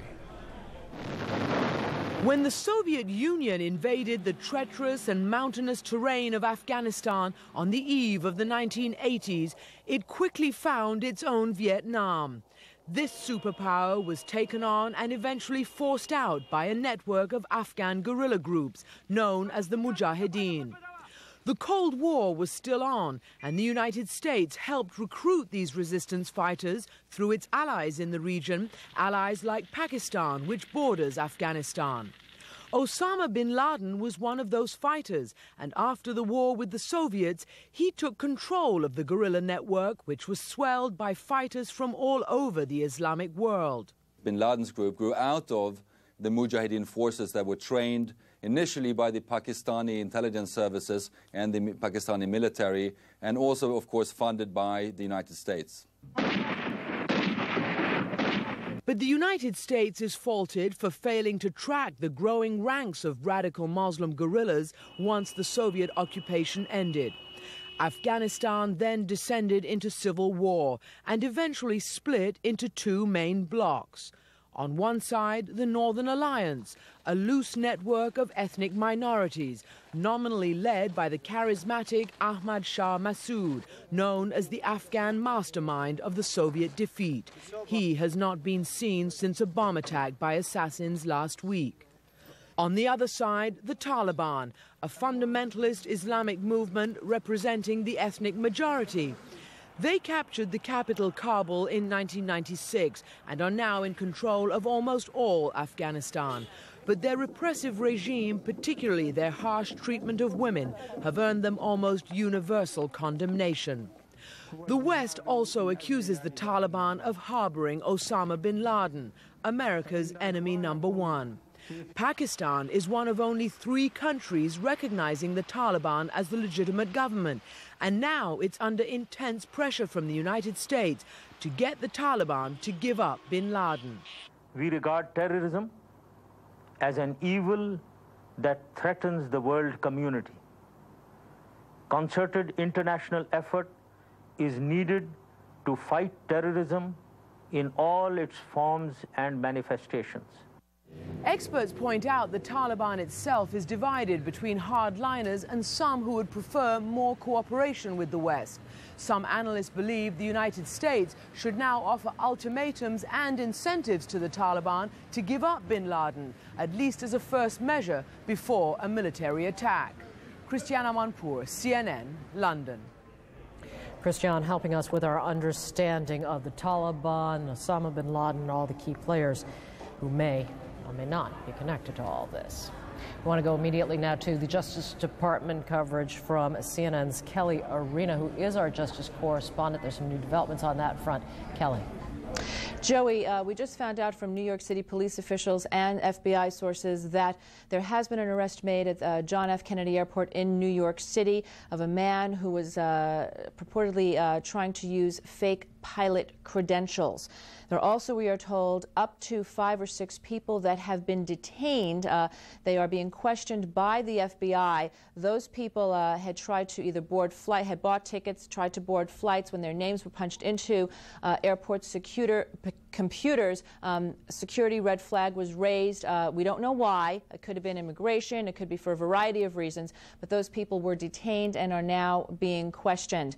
Earlier today, the FAA had issued a ground stop on all New York City area airports, and now the details are finally trickling out as to why that action was taken. Joey? Is there a further update on the airports themselves, Kelly? No, I don't, Joey. I've been covering the law enforcement angle on this story. All right. Well, CNN's Kelly Arena, our Justice correspondent, following up in details on that. Thanks very much, Bill. Joey, we saw a plane leave Dulles International Airport. I think it was 2.5 hours ago. Air Nippon leaving back for Tokyo, Japan. Going to go there now. Kathleen Koch stationed there. Kathleen, what do you have for us now? Bill, the FAA has announced that the closest airport to the nation's capital, Reagan National Airport, will now remain closed for the foreseeable future. They're saying that that decision has been made because of, quote, its proximity to key federal installations, including the Pentagon. Now, what that will mean is that anyone in the Washington, D.C. area wanting to try to fly out will have to come here to Dulles International Airport or go to Baltimore, Washington International Airport. Now, as you mentioned, the first flights finally started departing here about 5:30 this evening, an All Nippon Airways flight bound for Tokyo, Japan, and people were indeed very relieved to get on it and be able to leave. So things are beginning to get back to business here, though albeit on a much smaller scale than normal. You are seeing people lining up at the ticket counters. You are seeing people, of course, no curbside check-in. That has been eliminated. And very interestingly, some people are getting quite a surprise when they approach the security screening checkpoints. Not only now are knives and box cutters no longer allowed in carry-on baggage, any sharp metal object is banned. So we saw numerous men opening up their shaving kits and throwing out razor after razor into the trash can. And what is very telling, Bill, is the fact that the people who are manning these checkpoints told us that they have not had one single passenger complain about that at all today. One woman who is confiscating those razors said that when it comes to security, that now people really do understand. Another thing that we have noted here at the airport is that as across America, American flags are popping up everywhere. We are seeing them. There are 2 of them hanging on the control towers. They're popping up behind the departure counters. This airport is under construction, so construction cranes are actually flying the American flag. Even ground crew vehicles that are moving around. So, Bill, we are seeing here that, again, as in New York, as across the country, there is a real determination to express that feeling that America is not giving up and will persevere. Kathleen, Bill? Got a call from my sister yesterday in Cleveland, Ohio, saying a Walmart there was handing the flags out for free for anyone who came into the store. Curious to know from the passengers that you've talked to today, do they have any apprehension about climbing back on board one of these planes, 757, a 767 and the like? Bill, we talked to passengers here yesterday who are coming to pick up their bags, asking them that question, and then passengers leaving today. And to a person, everyone said they believe that now with this additional security that's being implemented, that they will be safer than, say, they would have been flying on Monday. That does not mean that they're not nervous. It does not mean that they're not apprehensive. But they believe that what's been done, at least, is a good step toward making the entire nation safer when they fly. Kathleen Koch, live at Dulles. Kathleen, thanks. When you get more, let us know. I want to also let our viewers know at this time, we reported about an hour ago at JFK International Airport outside of New York City there. Several men have been detained for questioning about all the information we have at this point. But in addition to that, Numerous FBI officials responded to JFK, and as a result, LaGuardia, JFK, and Newark, the three major airports serving the New York City area, have been shut down at this point. Again, we anticipated flights to continue from there, but to this point, that has not been the case. We'll keep you posted as soon as we get more information here. Now, Joey. And CNN continuing to watch on all fronts. The latest developments, of course, we'll bring those to you as soon as they come in to us. Right now, another group watching over all that has been happening, shaping up since Tuesday, is our Crossfire gang. Joining us now is CNN's Bill Press.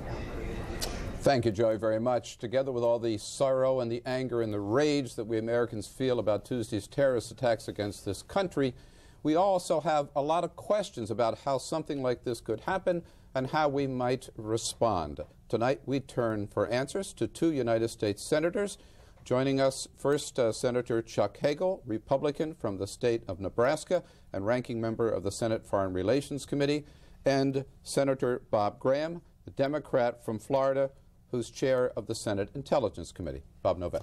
Senator Graham, we have had some interesting developments today. The Senate was evacuated, the House of Representatives was evacuated, several government buildings downtown was evacuated, several blocks have been cordoned off downtown. Now we hear the word the Reagan National Airport may be closed indefinitely, and the Vice President of the United States, Dick Cheney, was spirited off to Camp David. Can you tell us, as chairman of the Intelligence Committee, is something going on, or are we just a little bit nervous after the catastrophe of Tuesday?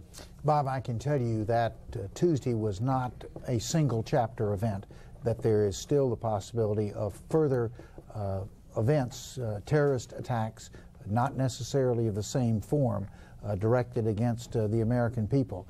And therefore, this heightened sense of alert that we've seen so much of today is very much warranted. But no specific events? No, there's no specific target of where, when, who, or how.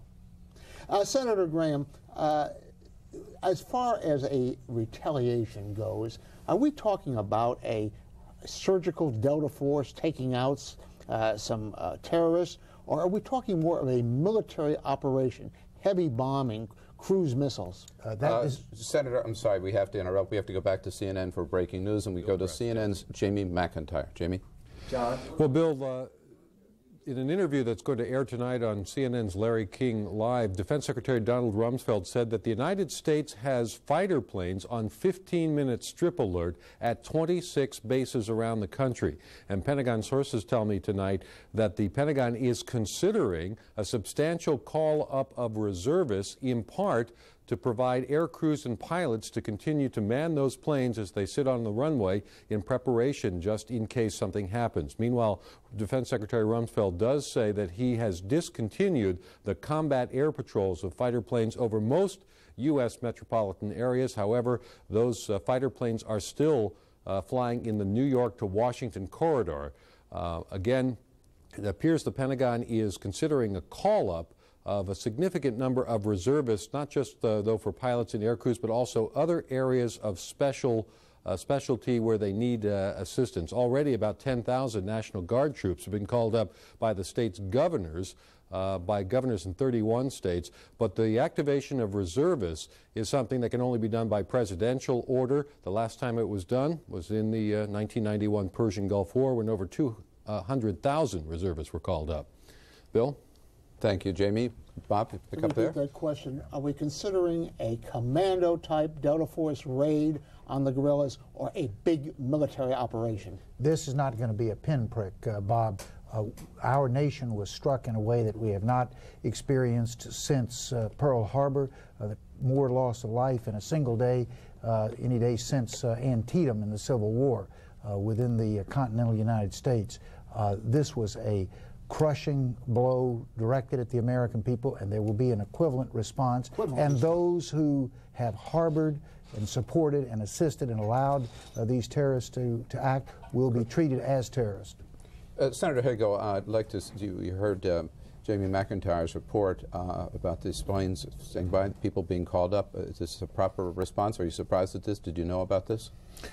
I did not know about it specifically. We were told generally this was a very viable option. It is an appropriate response.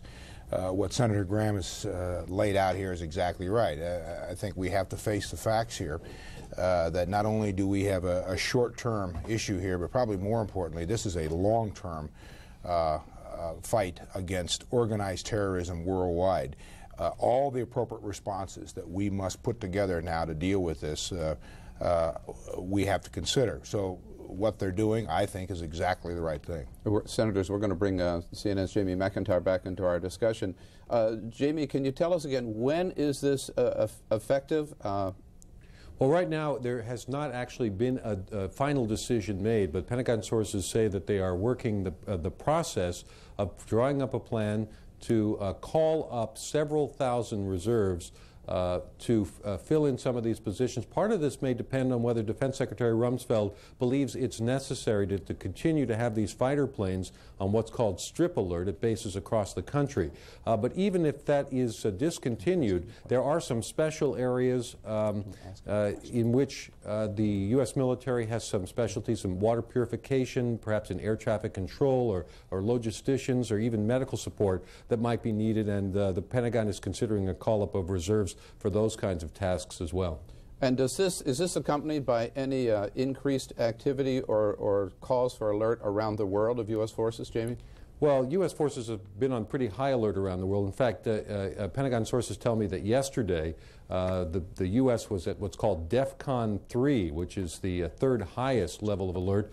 According to sources, we've come down to DEFCON 4 today, 5 being the lowest, 1 being the highest level of alert. So the U.S. military is still on pretty high alert around the country, but I think that this call-up of reservists is more tied to getting people with special skills into areas where they can be some help as we've beefed up the military presence around the world. And I guess final question, is this any sign that any military response on the part of the United States is imminent?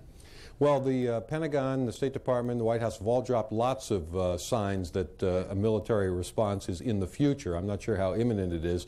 I think this is really just a signal of the fact that the military is getting a lot more attention. It's going to be getting a lot more funding.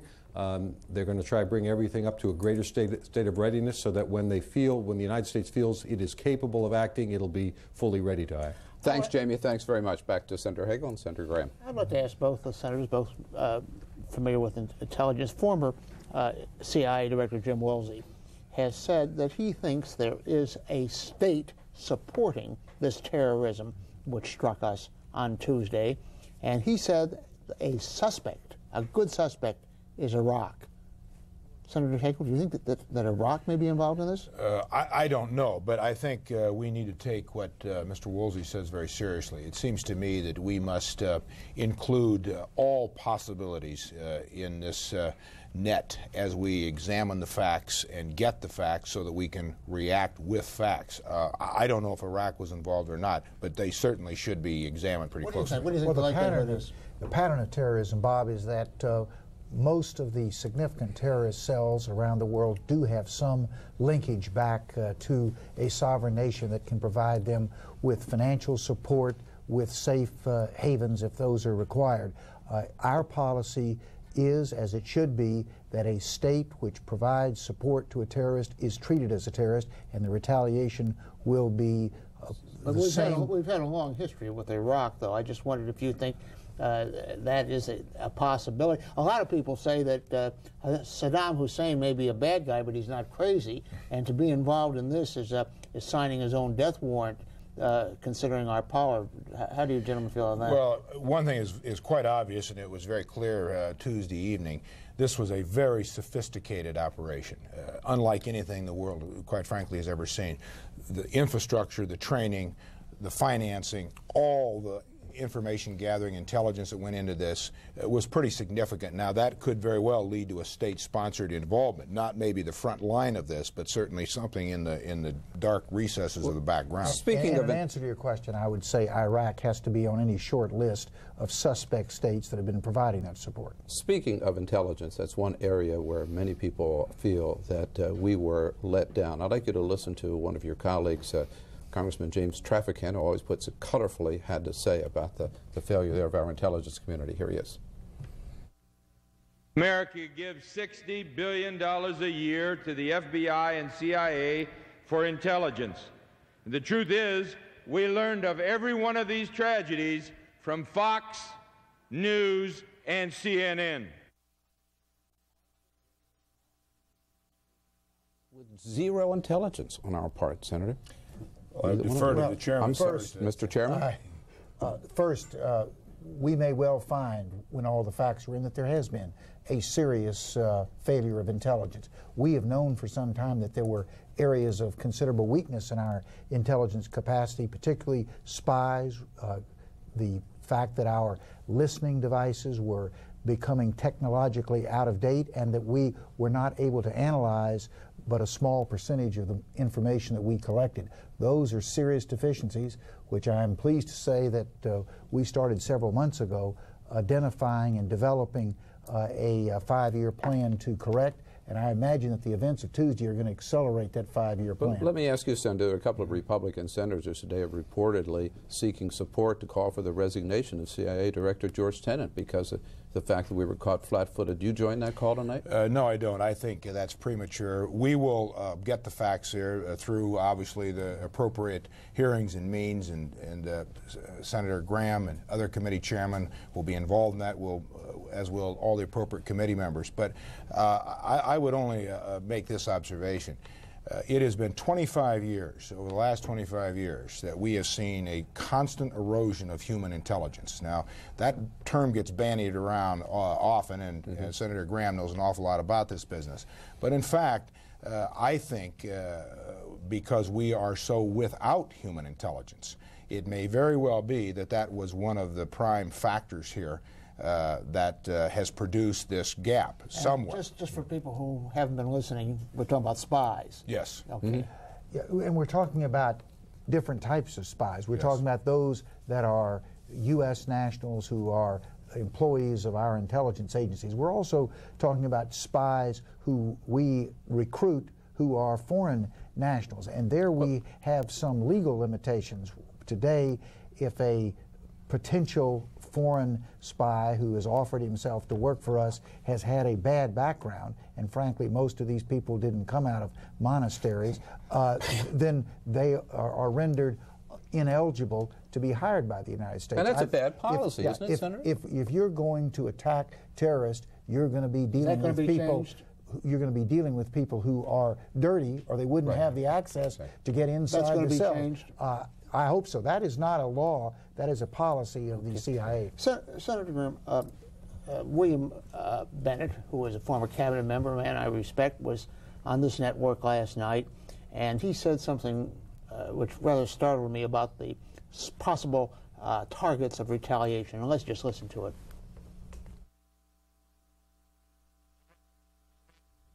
Senator Bennett. William Bennett. It's not just these individuals and groups, but it's these nations, these states that sponsor or support. That could be a lot of people. That could be Syria. That could be Libya. That could be Lebanon. That could be Iraq and Iran. It could be China.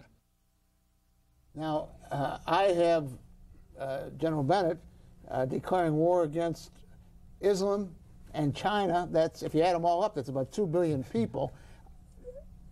I know he didn't mean to attack them all at once, but is that something we have to be careful about, of isolating ourselves so that we are against, we are really separating ourselves from a large part of humanity in this? Well, what we need to do is to be very careful that when we have identified the perpetrator of this horrific event, that we are able to establish beyond a doubt who it was, because we're going to be trying to get the world community, starting with NATO, to come together in a common cause against terrorism. We can't attack 2 billion people around the world, but we can attack a nation that we have uncontested evidence has been harboring and supporting terrorists. We can't attack somebody just because we don't like them. That's right. We've got to have the irrefutable evidence. My question to you, Senator Hagel, we huffed and we puffed after the bombing of our embassies in Africa, and we bombed Sudan and Afghanistan, and it turns out we bombed the wrong targets and we killed a lot of innocent people.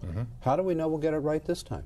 Well, we don't, is the quick answer. But I am confident that the maximum effort and focus and resources will be put into this. It must be put into this, using our international coalition that's being put together. Essentially, it's the coalition of the civilized world, Bill, that we're dealing with here, that we must put together in order to drive a stake through the heart of this scourge. But here's what I've seen happen: that we get angry and we strike maybe a pinprick or something, Osama bin Laden, but he's still on the prowl. Go after Saddam Hussein, he's still in power. Will we have the resolve to this time to stick with it and finish the job? Bill, we must. I said earlier, Senator Graham has said the same thing. This is a long-term effort. We must make no mistake. America must understand the free world. This isn't a one-month project. Yeah, and I think what we've got to also understand, this was not a passing event that occurred on Tuesday. I think this was a real turning of the pages of history. The last page had words like innocence and assumption of invulnerability. This new page has under attack, and we've got to act as a nation which is under attack on our own soil. Gentlemen, we've been talking about an intelligence failure. There's also a security failure when you have 4 hijackings in one day. And of course, as we today, tremendously tight security restrictions were being put into effect on American airports. How intelligent they were, I'm not sure. Do you have any concern, either of you, that the victim of all this is going to be the American air traveler, and that you won't have appreciably more security, but it'll make traveling a lot more difficult? Well, I would make one observation. We are the most open, mobile society probably in the history of mankind. We cherish our individual rights and liberties and conveniences, quite frankly. What we must find is a balance between preserving those individual liberties and the security of our institutions, our state, and our people. Just quickly, do you have any comment on that? I think clearly we are going to see, and the airports will probably be one of the first places that we're going to be living in this different era. I personally will not question if they look a second or third time at my bag as it goes on the airplane. Senator Bob Graham, thank you very much. Senator Chuck Hagel, thank you. And back to Bill Hemmer in Atlanta. All right, Bob and Bill and the senators, thank you very much. We left off with Jamie McIntyre at the Pentagon. I want to get back to Jamie quickly. Jamie, you were talking about the call out to reserves coming up. I want you to clarify that again, but also curious to know about the current numbers that you're getting right now for the missing there at the Pentagon following Tuesday morning's attack. Well, the current number is 190 missing and feared dead here at the Pentagon. That includes 126 military and civilian workers at the Pentagon and the 64 passengers on that American Airlines flight that slammed into the side of the building. It is possible that the death toll could go a little higher. Some of the people who are injured are very badly burned and could succumb to their injuries. The hope at the Pentagon is that 190 number will be the top level. They've pretty much given up hope of finding any survivors in the rubble. They gave up hope on that really yesterday. And they have now taken about 70 bodies out of the wreckage, and about 40 of those have been transferred to the U.S. Air Force Base in Dover, Delaware. Bill?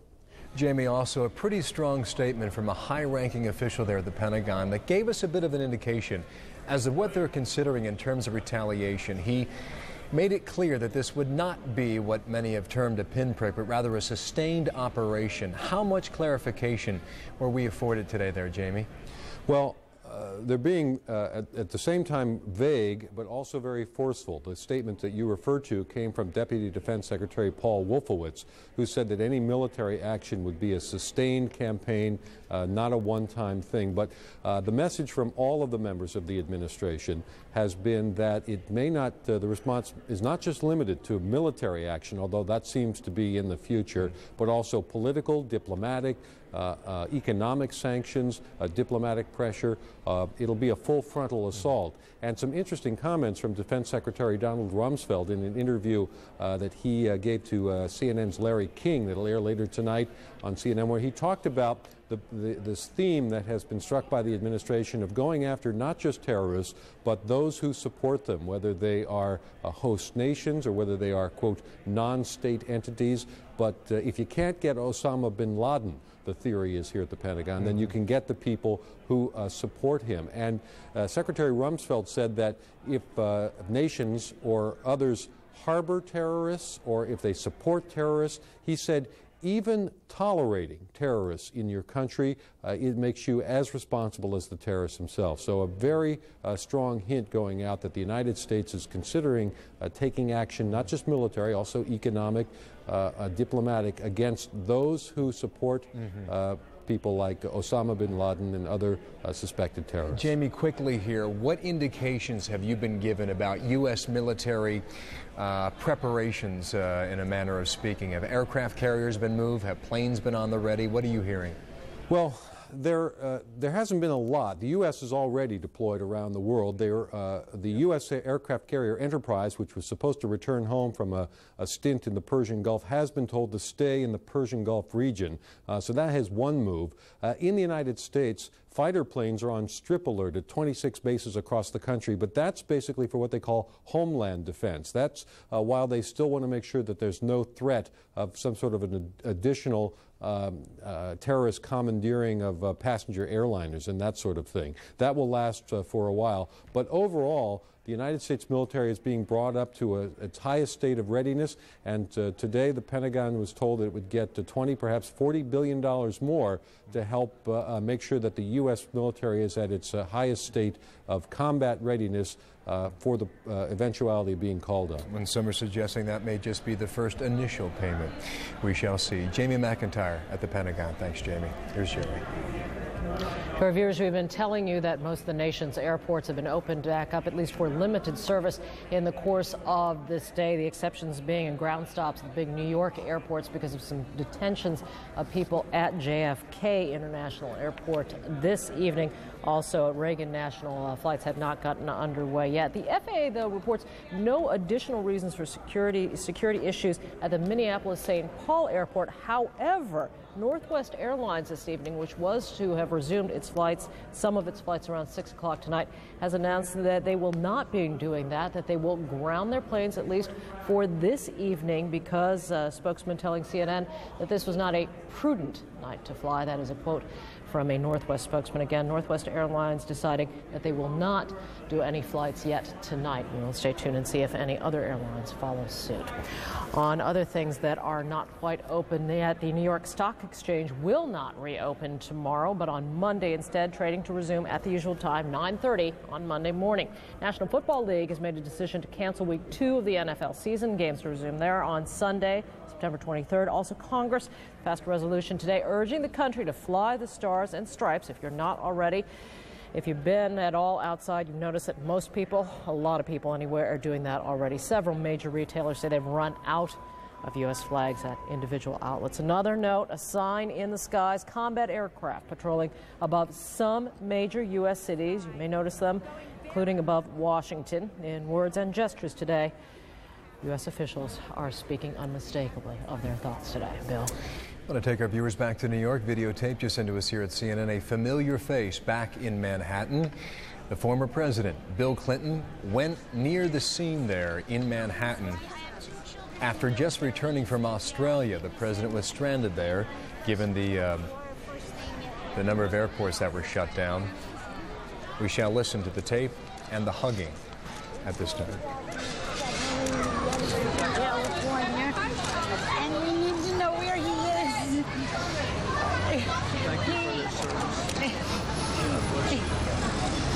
Was this touch so personally? They're still fighting people. Don't lose hope. Thank you very much.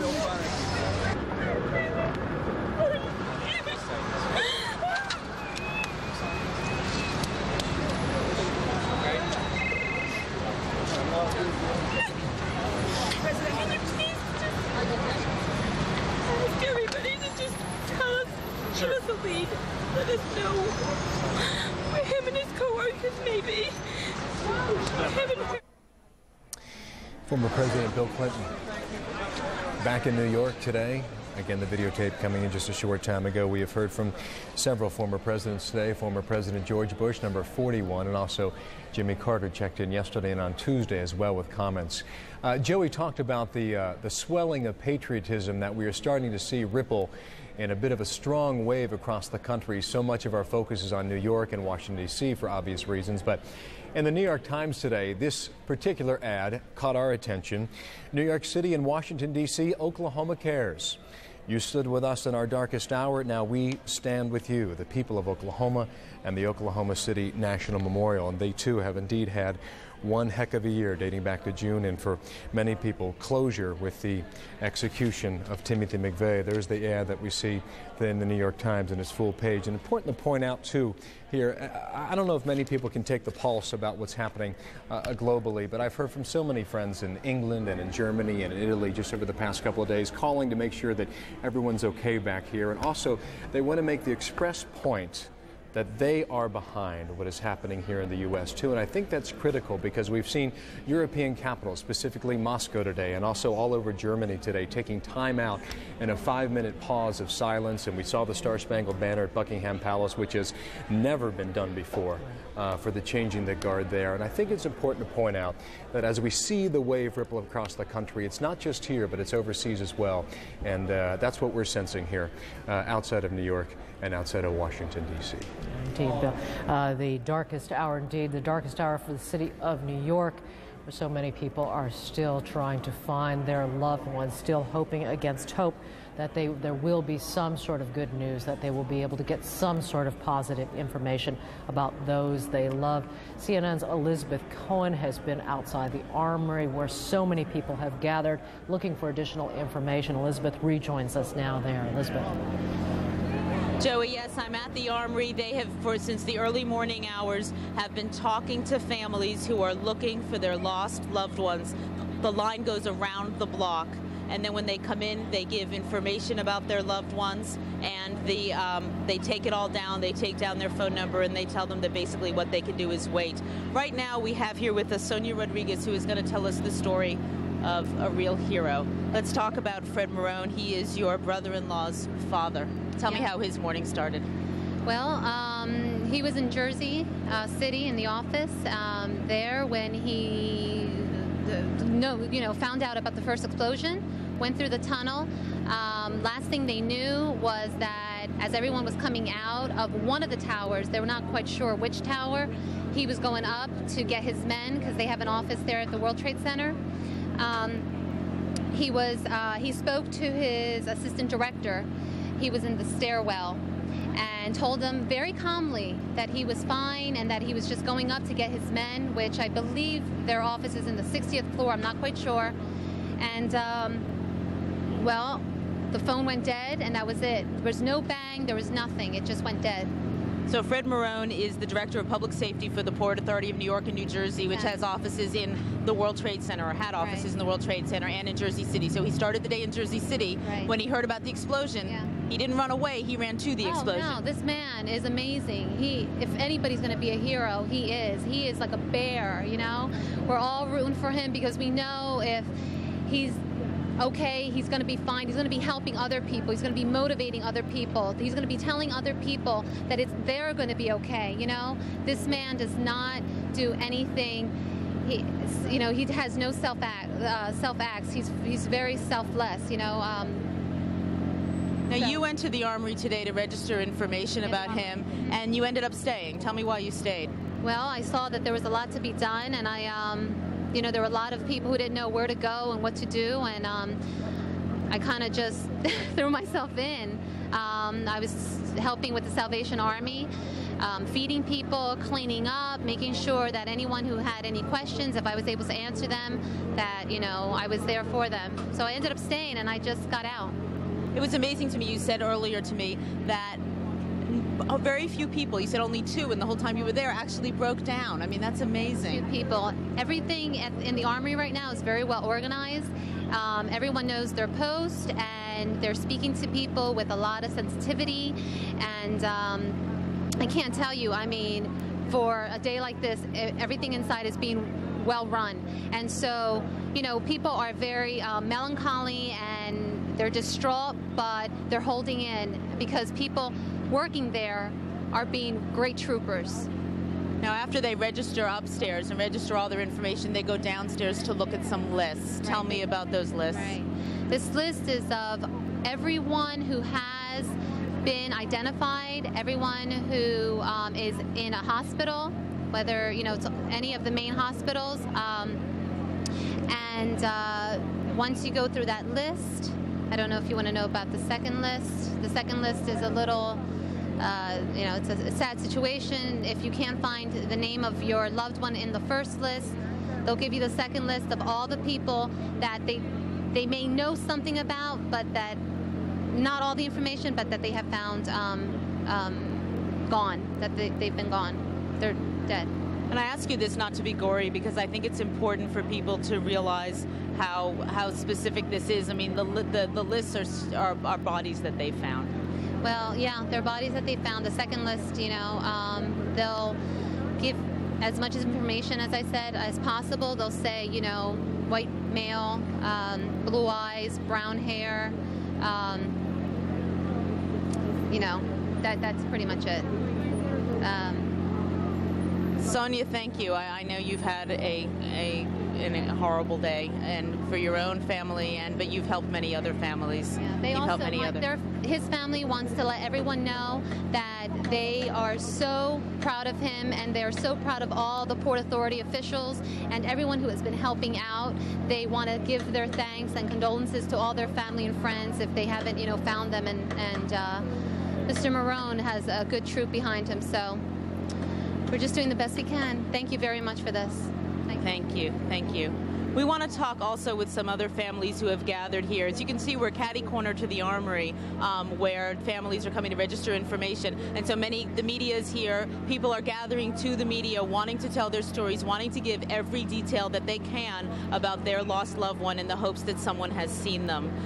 Let's talk to Ms. Diaz here, who is looking for her cousin, Aida Rosario Vasquez. Tell me about what your day has been like, trying to look for her. Since Tuesday, this has been going on. We've been waiting for her to call. No, she hasn't called, no one in the family. We've been calling hospitals. She's not on any of the lists in the hospital. We decided to come here today with the flyers that we made up from her. We came to the Armory. We did a missing persons report on her. And we went downstairs to see the list. She's not on any of the lists that are downstairs. So this is our last hope. If anyone has seen her or heard from her, please contact the number that's listed on this flyer. And please, if you see her, let her know that we're waiting for her to call home, please. Thank you, Mrs. Diaz, Helena Diaz. Joey, I want to tell you how people have been so helpful out here. They have donated food at the Armory. Children have made cookies and have distributed them with notes saying, "We love you," to the people who are inside the Armory. Joey? Elizabeth Cohen there at the Armory. And again, to any viewers who still want to get the word out about their loved one, missing at CNN.com. If you will send in your picture of your loved one, we'll post it on the website. This is another opportunity for those many, many people in New York who are trying to get the word out about the people they are looking for. Many people we've heard from descriptions too, describing the people for whom they're looking, so that can be applied to this as well. In the meantime, though, it is only day 3. Unfortunately, we shall be back tomorrow. But in the meantime, to Washington, Wolf Blitzer and Greta Van Susteren take over for us now. Good night. This is a CNN special report. America under attack. The search for answers, with thousands missing. Rescue workers desperately race against time in the ruins. As investigators learn more about those who carried out the attacks on the World Trade Center and the Pentagon.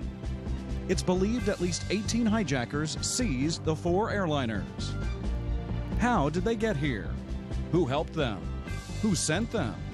We'll go live to our correspondents, and we'll speak live with House Intelligence Chairman Porter Goss and William Webster, former director of the FBI and CIA. Meantime, the U.S. prepares to respond. We'll go after that group, that network, and those who have harbored, supported, and aided that network to rip the network up. The president says his administration will now focus on winning a war. How will the U.S. gear up for a fight? Who's the target? Is Congress on board? We'll hear live from our correspondents, including Nick Robertson in Afghanistan. We'll speak live with House Democratic leader Dick Gephardt and get perspective from CNN senior analyst Jeff Greenfield.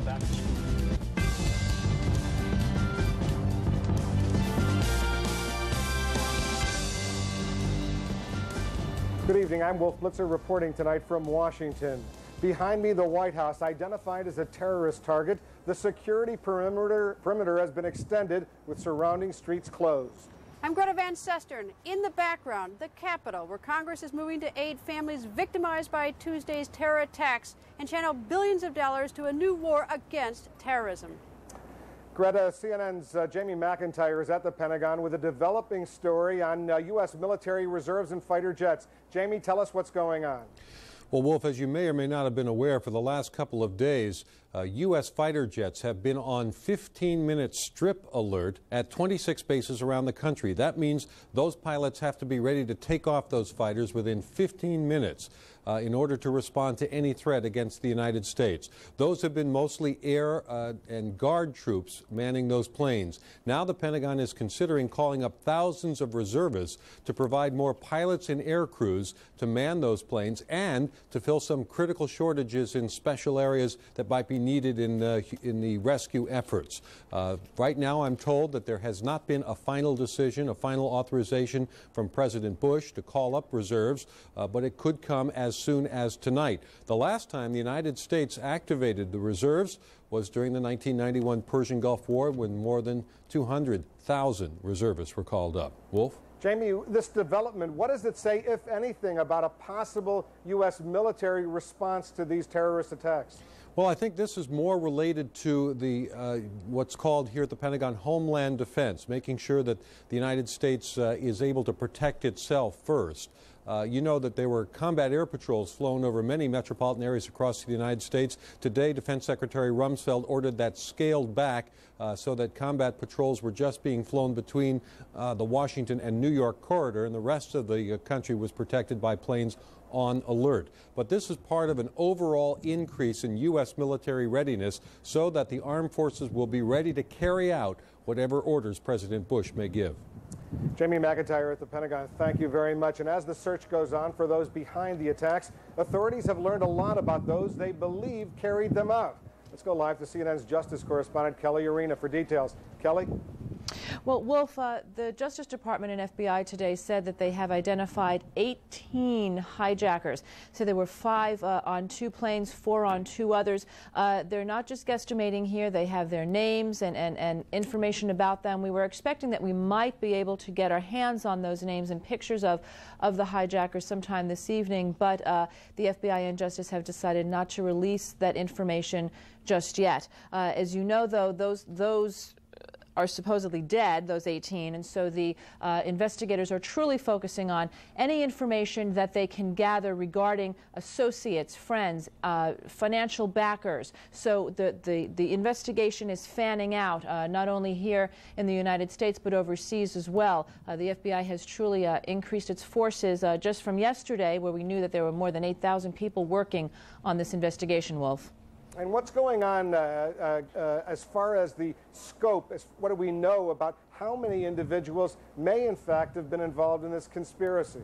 Well, law enforcement sources have told us that it could be as many as 50, although the numbers keep fluctuating, Wolf, and I have been told to really be cautious about going with any numbers because it could be much greater than that. They just really have no idea just yet.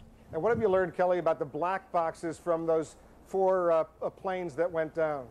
Well, one of the flight data recorders was indeed recovered, the one from the crash in Pennsylvania, which will be a great help to investigators. There's also a signal from the flight data recorder from the flight that crashed into the Pentagon. So very hopeful for recovery of that as well, Wolf.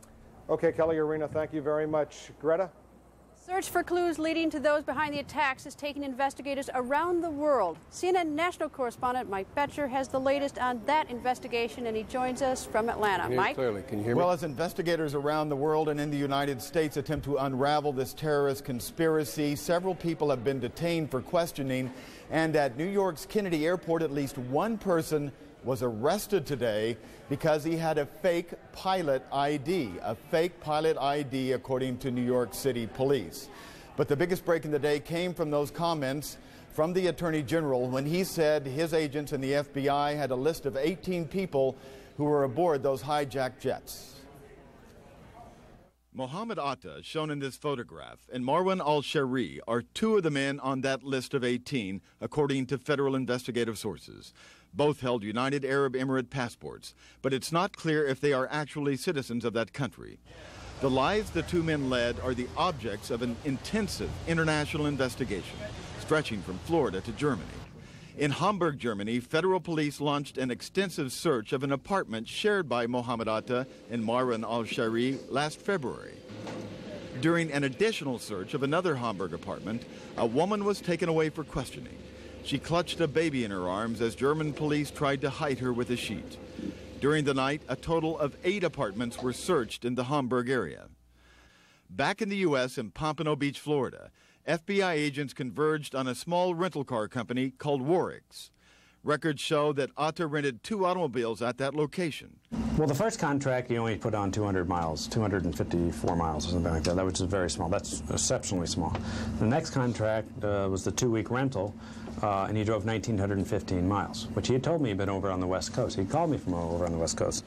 The FBI also came here, a company called Sim Center in Opelika, Florida. The owner said 3 men, Atta among them, paid cash for 6 hours of flight instruction on a Boeing 727 simulator. Their instructor, Henry George, said they weren't too interested in takeoffs and landings. What I can recollect from my memory is that we mostly did turns in a couple of approaches. I don't think we did any more than that. It was, like I said, it was not a structure. It wasn't our typical or normal lesson plan. The FBI knocked on hundreds of doors today, and before it's all over, they will be knocking on tens of thousands of doors. Also tonight, we would like to correct a report that appeared on CNN last night. Based on information from multiple law enforcement sources, CNN reported that Adnan Bukhari and a brother Amir of Vero Beach, Florida, were suspected to be 2 of the pilots who crashed into the World Trade Center. Today, CNN learned that Adnan Bukhari is still in Florida, where he was questioned yesterday by the FBI, and after taking a lie detector test, today he was cleared of involvement in Tuesday's airliner attacks. We are sorry for the misinformation. Through his attorney, Bukhari says he is not connected at all with this, that he is helping authorities, and that any documents that they found with his name means his identity was stolen. He says Amir Bukhari, who he says is not his brother, died in a small plane crash last year. Greta? Mike, we now have identified, or at least the authorities have, the 18 hijackers. How about anyone who may have aided or helped them in this terrible crime? Is there any information leading to those? Well, there's a lot of information they're following up on. In their trips to these various apartments, they have questioned people also at flight training schools, and they're really focusing on these flight training schools. And they have made no arrests that we know of right now people who are formally being charged as accomplices in this, but they're questioning a lot of people and have a list of names of people that they believe could have been accomplices, and they're looking for those people, Greta. All right, thanks to Mike Betcher, our national correspondent in Atlanta. The administration and Congress seem to be responding to the terror attacks with one voice. Joining us now from Capitol Hill is the chairman of the Senate Foreign Relations Committee, Joe Biden. Senator, America is quite angry. What can they expect in the weeks to come? I hope what they can expect is 2 things, Greta. Number 1 is the biggest coalition that you've ever seen in the world that is being put together by the administration headed by Colin Powell to deal with systemic terrorism. This is a big deal. When NATO voted what they call an Article 5 procedure, which means that they view the attack against the United States as attack against them as well, and required them to come to our defense. We're getting significant progress in the Middle East among the moderate Arab states. We're getting cooperation from Russia. We've gotten a commitment. I spoke myself today, the head of the intelligence services for Pakistan. And so I think you'll see that, number 1. Number 2, I think when we have clearly identified who these folks are, taken that to this coalition, we will not only be going alone, we will go with the support of the world, which is a fundamentally different position to be in than we have been before. These guys have crossed the line, Greta, even for terrorists, and they have, in a way, that I view this not as the end of any American freedoms, but the beginning of the end of organized terrorism as we've known it in the last part of the 20th century. Senator, is the writing on the wall? Because earlier today, Colin Powell's Secretary of State said that Osama bin Laden is the leading suspect. He didn't say he was the only suspect or that he is the person. And President Bush said from the Oval Office on September 11th that we will make no distinction between the terrorists who committed these acts and those who harbor them. If Afghanistan is harboring Osama bin Laden, and if he is the leading suspect, the suspect, do you expect action against Afghanistan? I take the president at his word. I've been privy to these security briefings. It's not appropriate for me to talk about Afghanistan or anyone else. The fact is, we will move not only against the networks, we will move against anyone who has harbored them, is harboring any of them, and we will do it, I believe, with the strong support of the world community.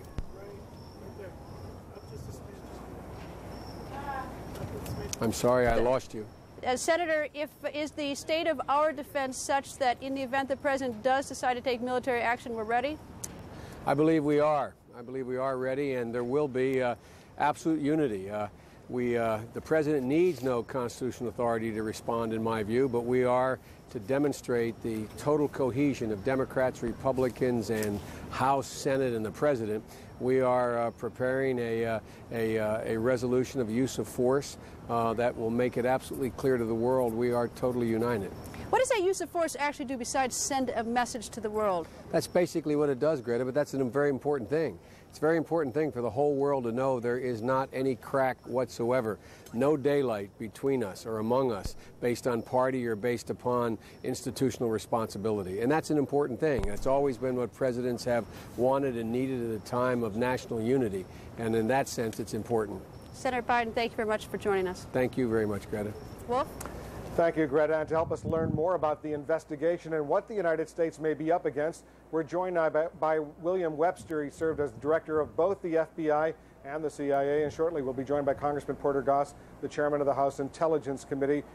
Chairman Goss is also himself a former CIA agent. But first to you, Director Webster, Judge Webster, what do you think? What happened here? Was someone asleep at the switch in the U.S. intelligence community? I doubt it very much, Wolf, but I don't think that's the question we should be asking right now.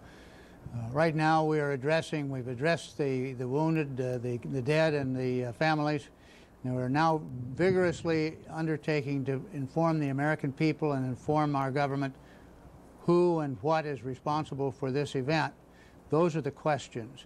We'll find out if someone was asleep at the switch, but 20 years of dealing with terrorism with some degrees of successes, know how difficult identifying small, cellular, secretive groups who pick their time, their place, and their instrumentality.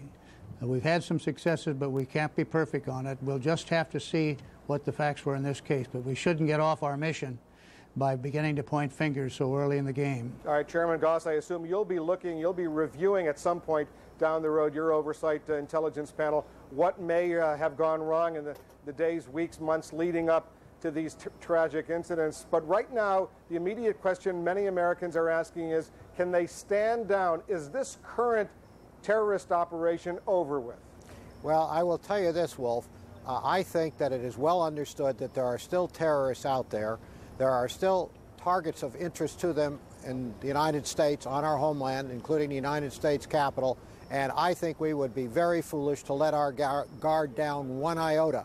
So I am encouraging people to keep the guard up, to be prudent, not let our quality of life or our behavior of life be dictated by acts that terrorists have taken, but we need to be a little vigilant ourselves of how we go about things, and we particularly need to be aware that we don't want to be fooled by rumor or innuendo or disinformation. This is a time for calm and patience and thoughtfulness. As you look at this situation, Judge Webster, do some structural changes in the way the U.S. engages in intelligence gathering, some structural changes, immediate structural changes, perhaps come to mind? No, I don't think so. Chairman Goff may have a different view of it. I think we're always looking to see how we can improve interchanges between the various agencies that have both information and intelligence. The security issues here have to do with protection of people who get on airplanes and hope to be safe. Intelligence issues have to do with information about plots, vulnerabilities, and those who are seeking to undermine our government. Those are basically the same, but we're always looking for ways to make sure that everybody involved knows everything that they need to in times like these. Chairman Goss, we've heard a lot over these past 48 hours about a problem perhaps in the CIA that developed in 1995. Even former President Bush spoke about it today, himself a former CIA director, that the CIA stopped, in effect, recruiting spies or agents within some of these terror cells, reluctant to put them on the payroll. Is that a serious problem? It is a serious problem. There's some controversy about how serious, but I think that the proof, unfortunately, is in the pudding. In order to deal with this kind of a very hard target to get into and to penetrate, we have to have agents that can get down and dirty and live in the ugly kind of world of innuendo and terror that these people live in. You've got to have that kind of a person. Now, obviously, we don't want to aid or abet those people or reward them in any way, but we want to get information from them. So it's a question of being smart enough to be able to use people like that to our advantage without encouraging them and building up networks. One area in the question you've just asked, Wolf, I think is very, very important. We need to reinvest in human intelligence capability.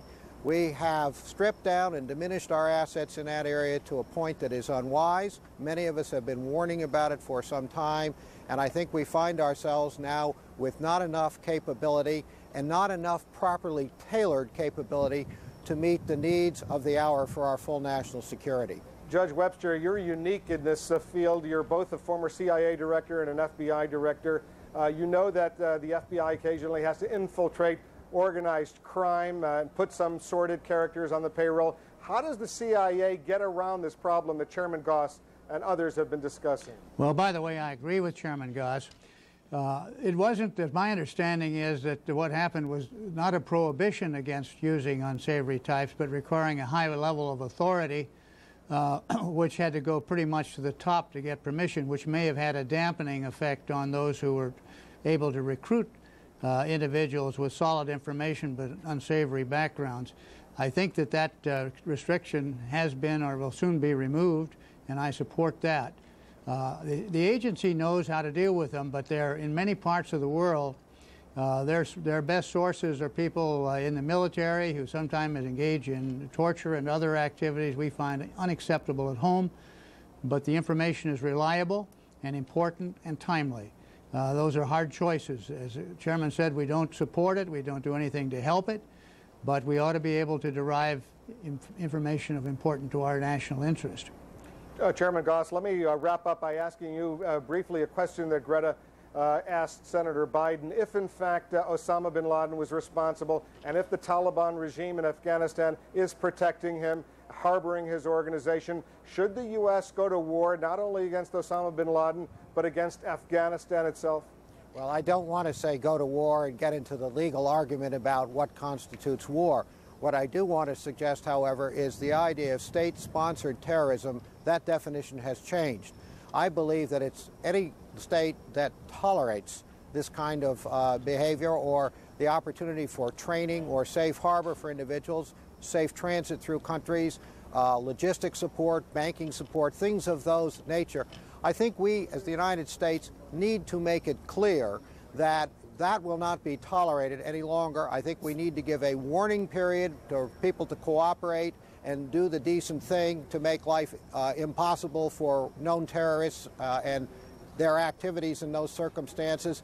And then I think if we don't get the cooperation we need to take force more than diplomatic. And I'll just leave it at that. May I add one thing to what Porter Goss has said, and that is the subject of sanctuary. It wasn't too many years ago that some of our best friends, particularly in the Mediterranean area, engaged in a policy of sanctuary.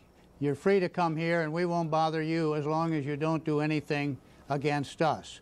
They learned to their sorrow that that pledge could not be trusted. Many of those countries have completely shifted, and the pockets of sanctuary around the world have been severely shrunk. It seems to me that we have one country here that is tolerating terrorist activity, and it needs to be addressed. There are others, but when you eliminate the sanctuary, you make it very difficult for the non-state-sponsored terrorists to be effective. Okay. William Webster and Porter Goss, always good to have both of you on our program on CNN. Thanks to both of you for joining us. Now let's get the latest from the scene on the ground in New York. CNN's Martin Savage is there. Marty, tell us what's going on over there. Well, Wolf, they're still trying to get over the emotional devastation of learning the fact that the story originally reported of 5 firefighters being found is no longer true. This is the way the officials explain it to us as to what happened. There have been a number of firefighters working at the top of the debris pile earlier today. Some of them slipped and fell. They ended up at the bottom of the pile, picked up by a few rescuers. When the rest of the throng of those that were there working, looking for survivors saw this, they misinterpreted it, thought that it was in fact 5 firefighters being pulled from the ground, pulled from the rubble. Cheers went up, there was celebration. And then the New York City Police Department confirmed that in fact the firefighters had been found. The hospital, Bellevue, had said that they were awaiting their arrival. In the end, it turns out, according to the fire department, it was merely a matter of too much confusion at the site and perhaps too much hope. Meanwhile, the search effort today went on with a new intensity. They went throughout the day trying to find those survivors, literally hundreds of New York City firefighters from all over. There were also police departments and the rescuers that showed up. And finally here, George Sikorsky. This is an amazing story. He's a volunteer that showed up with a dog named Dominique to look. Dominique's not his dog. The dog belongs to his son Gregory, a New York City firefighter. That firefighter is now missing. So the father has come to look for the son, using the son's dog. This is George explaining how he hopes the two can work together to find Gregory. He was learning how to sniff out the dogs and on the fire department. Gregory was training him, so I bought him his gloves, and I gave him the gloves. I'm going to sniff them, and I'm going to try to locate him. I don't know, it's kind of deep down there, but I guess the other dogs down here are tired. Yeah. So we're going to try anything new, anything we can try. It's just desperate times. You got to try anything you can. Right. We still got hope. This is not the only case of a relative that has volunteered to help look for survivors and maybe their own relative. Earlier in the day, I was talking with a young man who's an engineer and a volunteer. He's not here because of his expertise. He's here because his brother was working in the World Trade Center and now is also missing, among so many others. Meanwhile, tonight there are concerns about a change in the weather, also concerns about 3 buildings that are thought to be unstable. It remains to be seen exactly how much rain is in the forecast or how much of an impact it will have on the search efforts. Meanwhile, the lights are on, the efforts to find survivors goes on, and all the while over their heads is the threat of buildings that could still come down. Wolf? Marty, and we don't know what that rainfall is going to cost. Thanks so much for joining us. Greta? Wolf, we're going to go now to New York to Elizabeth Cohen. Elizabeth Cohen is standing by at the Armory in New York. Elizabeth, first of all, what is the Armory being used as tonight?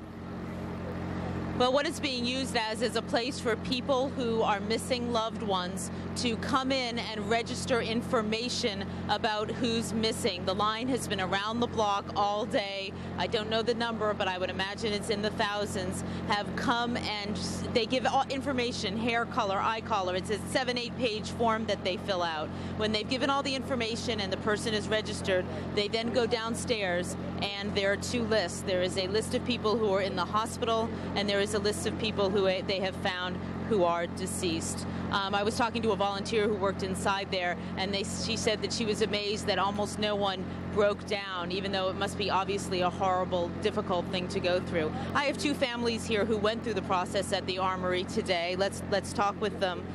We have here Nilsa Rivera, who is looking for her husband, Isaiah. They're from Rahway, New Jersey. Tell me, what was the... Perth Amboy, New Jersey.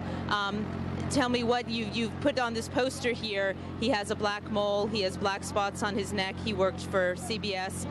What are you hoping will happen with this poster? I'm hoping that this is a way for the media, who has more access than we do, to be able to go around and identify him or try to find him for me. You know, this is the second time we're going through this nightmare again. He was also involved in the '93 World Trade bombing. And I feel that this time the media can help me, or, you know, to find him or get, if not a glimpse of hope, some answers as to his, you know, whereabouts. I'm trying to keep the faith, and I'm trying just to search for him. I want him to come home.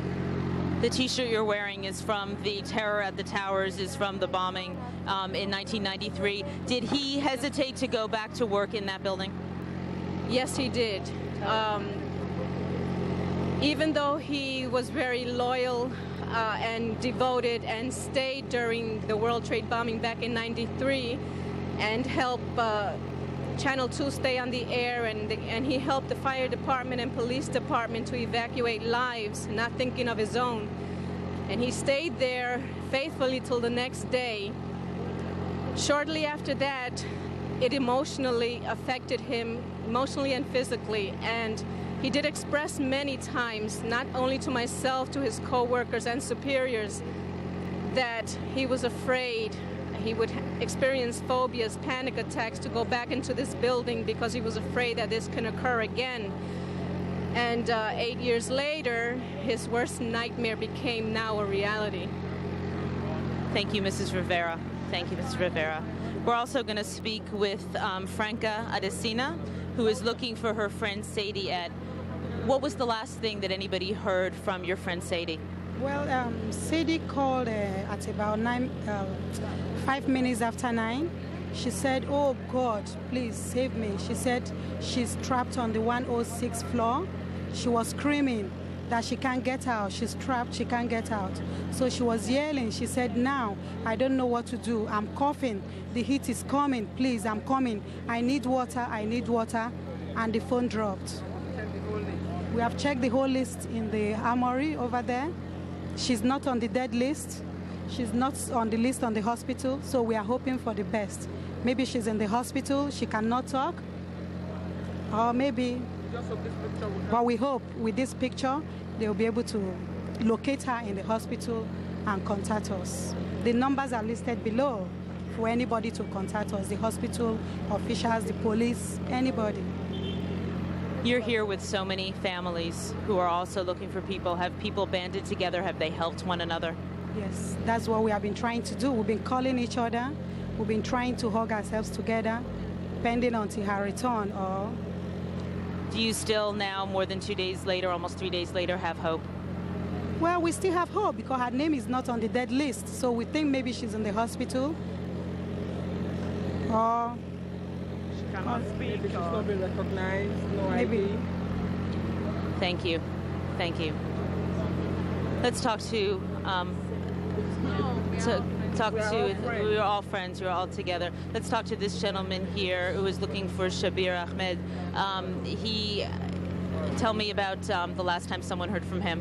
Okay, he's my uncle. Last time he left like Tuesday morning about approximation 5:30 in the morning. He was scheduled to work for Windows on the World. He works for the banquet department, so he was working when the crash took place. So since then, we haven't heard from him, nothing yet. So we are expecting to hear something good that I could at least today take a news to the family of his. He left like his 2 daughters and 1 son, and other family members all are in a shocked situation and all feeling and waiting for him. That's what I have to say to you right this moment. I spent whole day here looking for any clues if they found his name or any kind of information. Have you found any clues? Unfortunately not. So I have to come back. I think I have to make trips back and forth here. I will do it because he's my uncle, so he was the great person. And what can I say? I'm missing him. We're all going to be missing him as well as other good people, the victims. And that's all I should say. Thank you. Thank you, sir. Thank you. And sir, you are also looking for a loved one. Can you tell me I'm looking for all the members of Windows on the World, floor 107, because we have nothing on them, we have no data, because everything is gone, all the punch in and out. So we want them to call this number, the union number, so we will know who's missing, who's not. And about Shabir Ahmed, the gentleman who just said, he was in the first bombing, and he made it out, but he couldn't make it this time. So some of the people, you work for a union, yes, and so some of the people who were in your union were in that building and made it out in '93. Yes, and one of them is Shabir. But this time he could not made it. But please, everybody who knows anybody about Windows on the World employees, call the number, call the union. And we're going to have a big meeting on Tuesday, next Tuesday, at the union office. And anybody who can attend, all the families, it's a very important meeting. Has anyone made it out from your union, from this group of workers for Windows on the World? It's the restaurant at the top of the World Trade Tower, for people who don't know it. Unfortunately not. Nobody made it. Not nobody that we know made it. We hope that they made it, but we didn't hear from nobody yet. And how many people in this union? Well, we are 450 employees, but we have shifts. It's not everybody who was there, but we are at least 450 employees there. And how many were there at the time of the explosion? We don't know, but the list I have, it's like 88, between 80 and 88 people missing. Okay, thank you. Thank you very much. Thank you. Thank you. Let's also talk to this woman here. You were looking for Margaret Echterman. My sister, yeah. Tell me about Margaret. Margaret's 33 years old. She worked for Regis. She was on the 93rd floor of the 2nd Trade Center. We talked to her last after the first crash, and she called everyone to tell everybody that she was okay. And so we haven't heard anything since then, but we know she's there. So we're just, getting her face out there so everyone can find her.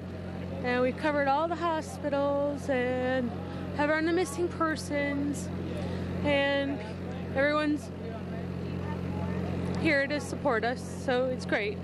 So you just have to find her. We know we will. So tell me, you've spent 2 days, you're going to the hospitals, public offices also. Were you at the Armory today? Were you in there? Yeah, we've been there as well. We've registered her, and we're going to get back online to see if they've got any updates. They keep updating the list, so we just keep getting back over there. But we've been traveling around. We've been getting a lot of calls from people that have seen her on the different sites that we've posted her on, just to try to see whatever they could do to help out. So people are really, really being incredible.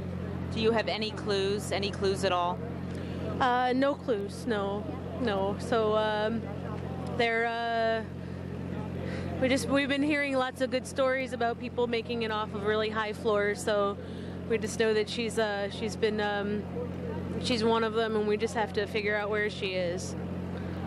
Tell me about her. She's very beautiful, I can tell from the picture, but tell me more about her. Yeah, she was running. She was get ready to run for the marathon, so she was training with a lot of her friends, and she's an incredibly strong person. So she's got a sense of life in her that's just so strong that anybody, we pray for everybody to find their way out of there, but we want.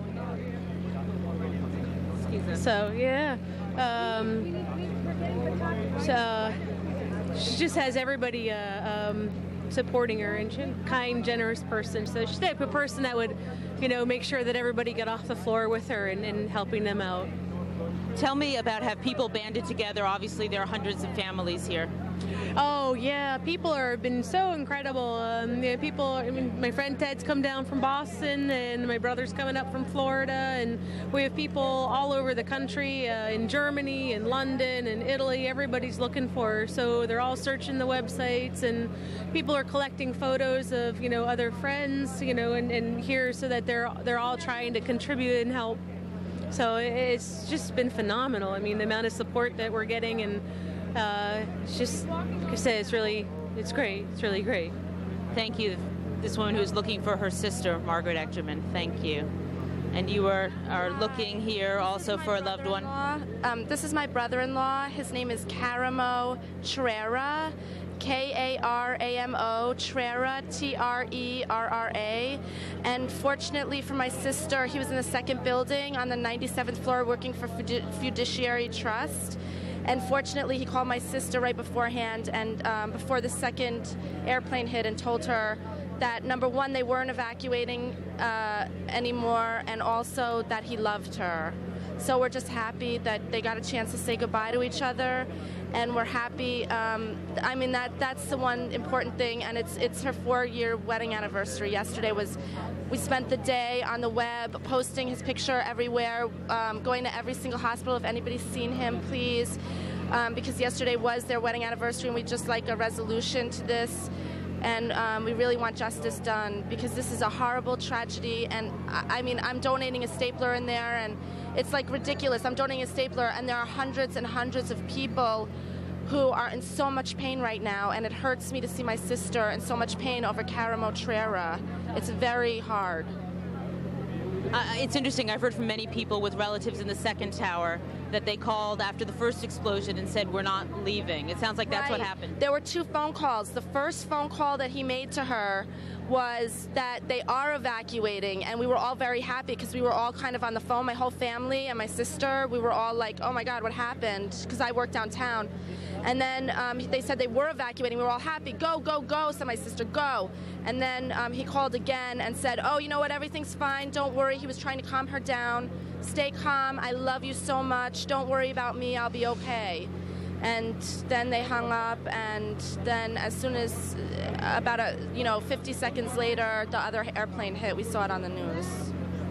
That must have been, so you were sitting with your sister as the second airplane hit. Well, basically, I was downtown on Church, and I saw the whole thing happen. So when I saw that second tower get struck, I ran back inside, and I called her on the phone, and I said, call him, call him, call him. And it was too late. So if anybody has any information about Karamo Trerra, please, it is so painful for us. Please call 212-865-3365. Please, if anybody saw him either in his last moments or if they know that he's alive, we're desperate. Everyone's desperate for information. Thank you so much. I know that families today have been at the Armory, they've been at hospitals. Tell me, for the past 2 days, where have you been? What have you done? We've been to every single hospital. We've been to Beekman, Cabrini, St. Vincent's, and like 10 other hospitals. We were going to go to New Jersey, but we couldn't. And we also just did the Armory. Thank you, ma'am. Okay. Thank you. Good luck. Good luck to you. We're now going to go back to you in Atlanta. Thank you, Elizabeth Cohen in New York. Horrible stories, hundreds more in New York, and there are hundreds more here in Washington from the terrorism at the Pentagon, which is about 2 miles behind me. But we're going to turn back to the investigation. Osama bin Laden may end up the target of U.S. fury, but that doesn't mean he'll be an easy target. Let's go live now to CNN national security correspondent David Enzer here in Washington. David, what's the status of the investigation? Well, the status of the investigation is still that the evidence is pointing heavily to Osama bin Laden's organization, but the Bush administration does not have the kind of evidence it's ready to say proves that that's who did this. They're not ready to make a final decision at this point. But already they and a lot of people outside are starting to think about what's the next step. How do you go after bin Laden and his organization if you do decide that he is guilty of these terrible attacks? It is not going to be easy. And a number of officials, senators like Senator McCain and others, have said that likely you would have to use ground troops, that bombs might not do it this time. They didn't do it in '98. They might not work this time either. So there are concerns about that. There's also a sense, though, that the U.S., after the losses it suffered, many people in the United States would support a decision, even if it costs some blood, to resolve this matter and end the danger of terrorism. But would it end the danger of terrorism? A number of experts argue that it would take more than troops, that it would involve an occupation of a long-term type that could be fraught with all sorts of problems. So nobody's ready to say where the administration's going yet. Outside experts say that the choices are not going to be easy ones. Greta? All right, thank you, David Enzer. With Osama bin Laden believed to be in Afghanistan and a potential target, how are people there handling the situation? Our Nick Robertson is in Kabul, Afghanistan, and joins us by video phone. Nick? Well, Greta, certainly the Taliban leadership growing increasingly concerned about what may happen next, issuing another statement only a few hours ago, again trying to distance Osama bin Laden from what happened on Tuesday in the United States. They said in this statement, how could Osama bin Laden have been involved in that? They said, how could he have trained pilots? Where could he have trained pilots? They said it was impossible to imagine that he had, therefore proving he wasn't involved. They said that they wanted everyone who was working on this, on the investigation, to think carefully about how they proceed next. And certainly on the streets in Kabul, growing apprehension also about what may come next. The streets a little quieter Thursday. It's Friday morning here now. Today, traditionally a day of rest, a day of prayer, but very quiet on the streets. Many people staying at home. Few people, however, we're aware of at this time leaving the city. After 20 years of civil war, many people here are very, very poor, and we talked to some of them yesterday. They told us, we're concerned about what's happening, we're worried about it, but we're too poor. Our main concerns are really just getting food for the coming evening. So apprehension here, but a lot of people really not knowing what to do next. A lot of common people really just sitting tight and waiting to see what happens, Greta. All right, Nick, thanks for joining us from Afghanistan. We're going to go back to New York to Elizabeth Cohen, who's standing by with the governor of New York. Elizabeth? Here we come. We're here on the corner of 26th and Lexington with Governor George Pataki. Just saw him hugging people who are looking for their family members, tears in his eyes. Tell me, what has it been like for you? It's not what it's been like for me. It's for the people who are suffering. You know, all America grieves, but those who've lost a wife or a child, their pain is even greater than ours. So we have to stand with them. We have to stand with the brave firefighters, the Port Authority teams down right now. They lost their top management. They lost dozens of their police, but they're out there. We have to stand with them. They're the ones who are going to bring us through this. What can you say to people? I saw you just talking, but I couldn't hear what you were saying. What can you say to people here? They're not alone. The people of New York are with them. The people of America are with them. We continue to make the search and rescue effort the highest priority. We're doing everything we can, and thousands of people are helping right now, and millions are praying right now. The people who I've been talking to, they say that the authorities have been incredibly organized, incredibly helpful, but they say they just have no clues. Do you have any idea when they would get some clues? We just can't give time frames or timelines. That wouldn't be right. There's never been a darker day or a greater tragedy in American history, and that's why we're doing everything we can, trying to give the people as much information as quickly as possible. But obviously nothing like this has ever happened. But we will get through it. The people are strong. They're standing shoulder to shoulder, and we will get beyond this. Tell me, I've mostly seen here what city services have done for people. Tell me what the state of New York is doing for people, for families here. It's been a great cooperative effort.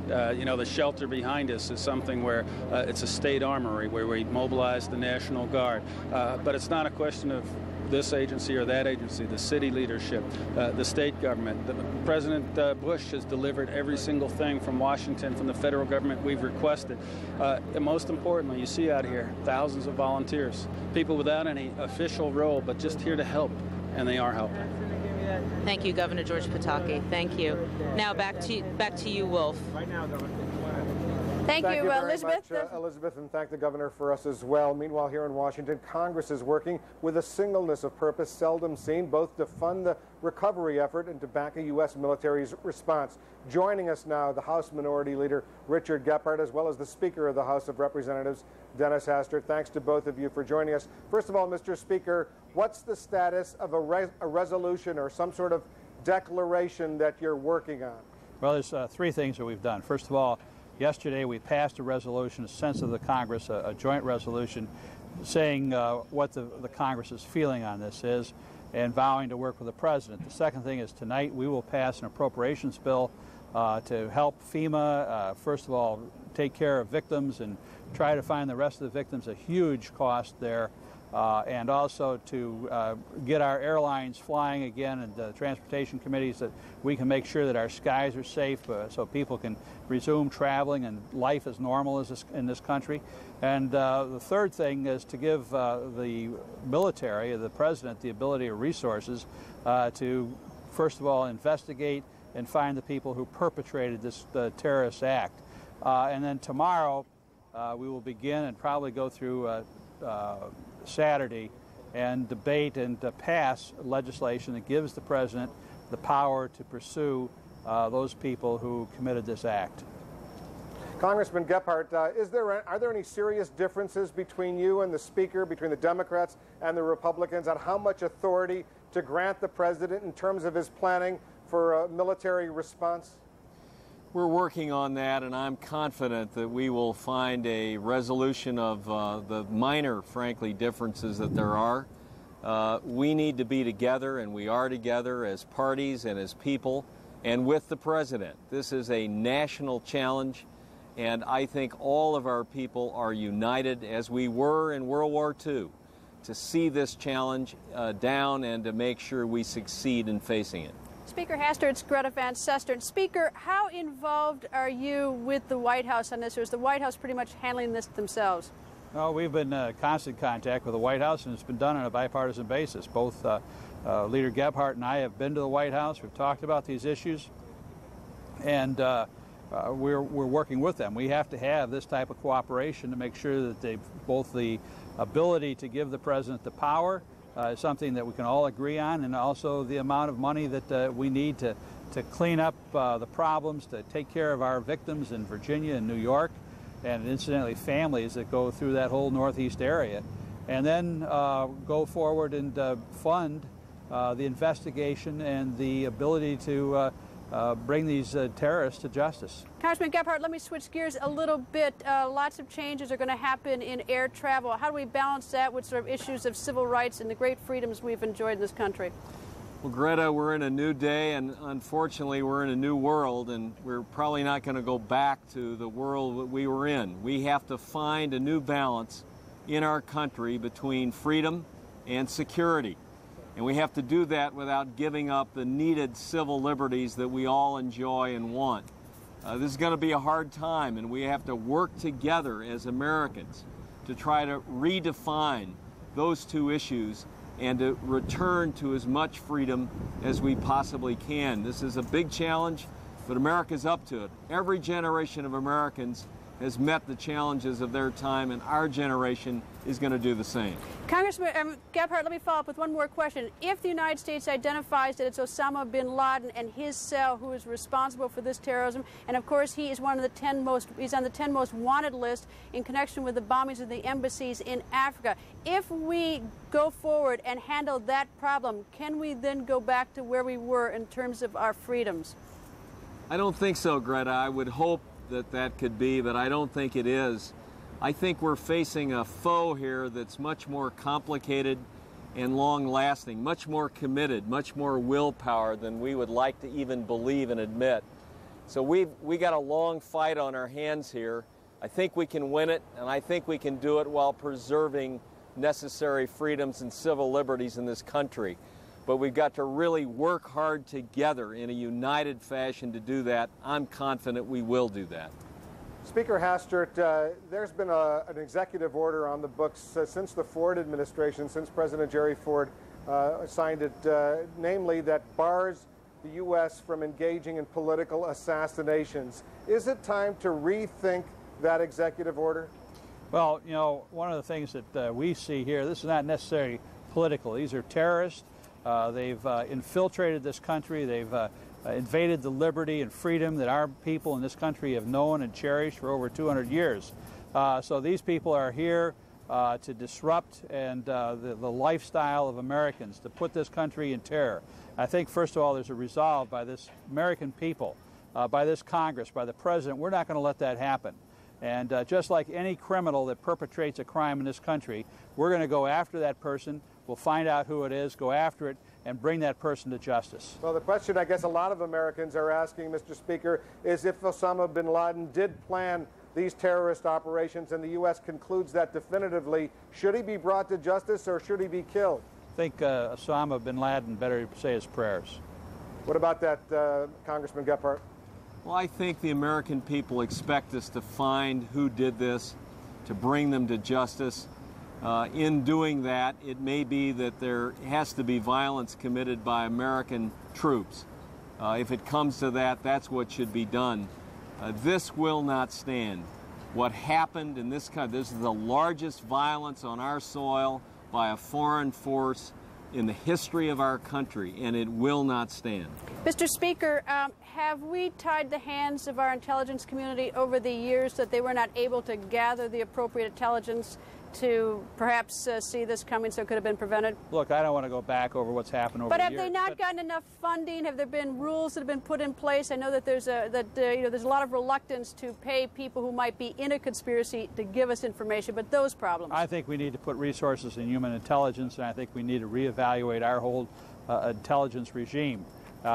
Porter Goss, who's our ranking member, and along with Nancy Pelosi, who is the ranking Democrat, we're having some serious discussions. We need to make sure that the resources are there so that we can gather the intelligence to protect the American people. And there's some questions where they're there in the past, but the past is past. We need to move forward and get this work done.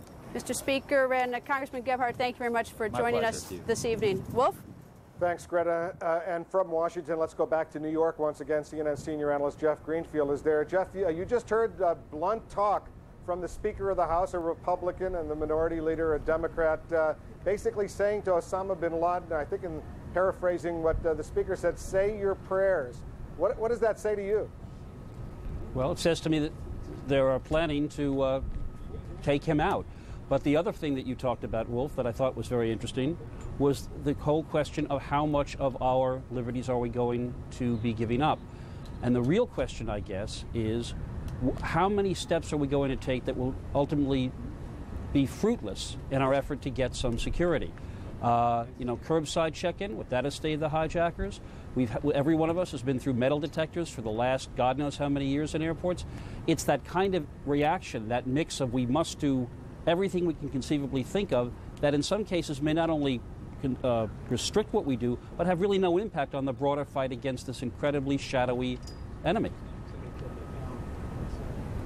Willing in the short run to give up our civil rights. I mean, everyone here is, in this country is willing to give up anything to get on a plane safely. As time goes on, the fact is that curbside checking wouldn't have stopped this. The question about whether you've packed your own bags wouldn't have stopped this, or whether anyone asked you to carry. None of this would. So in a big picture, what is going to happen? What are we willing to do? Well, I think the most important question before us, and it is why what follows is in some ways as tough as what we have gone through the last 3 days, is how much are we going to think rationally about what we have to do to make ourselves more secure? And I know there have been 100 bomb threats. We saw the Capitol being evacuated on a call that perhaps a week ago would not have been taken nearly that seriously. And I think in this sense we have to be asking ourselves whether or not our understandable instinct to protect ourselves is going to make us far, not only less secure internally, but lead us into habits that make us a lot less like America. Everybody said America is going to change, and that is regrettably probably true. But somewhere along the line, we need to keep our sense of reason enough so that we don't give the terrorists yet another victory more than they have already had in what was behind me. Jeff, as these horrible events sink in, take us down to Manhattan, and right now, has there been any change in the mood from yesterday to today as far as you can discern? There is this slow return to some kind of normal. I mean, the numbness is kind of fading a little bit, but every time you go into a major thoroughfare, you can feel the anguish. And remember, Wolf and Greta, we have not yet begun to really uncover the worst, that is, all of those bodies. You saw these scenes of people showing up with pictures of their loved ones and saying, if you have any information, please call. And our hearts go out to those people, in part because we know that literally thousands of them are missing only in the formal sense. They are buried under rubble, and they will not be seen. And we are going to be learning day after day of people we know we may have worked with, we may have been friends with who were there. Just one last point. This has been a golden decade for the city of New York.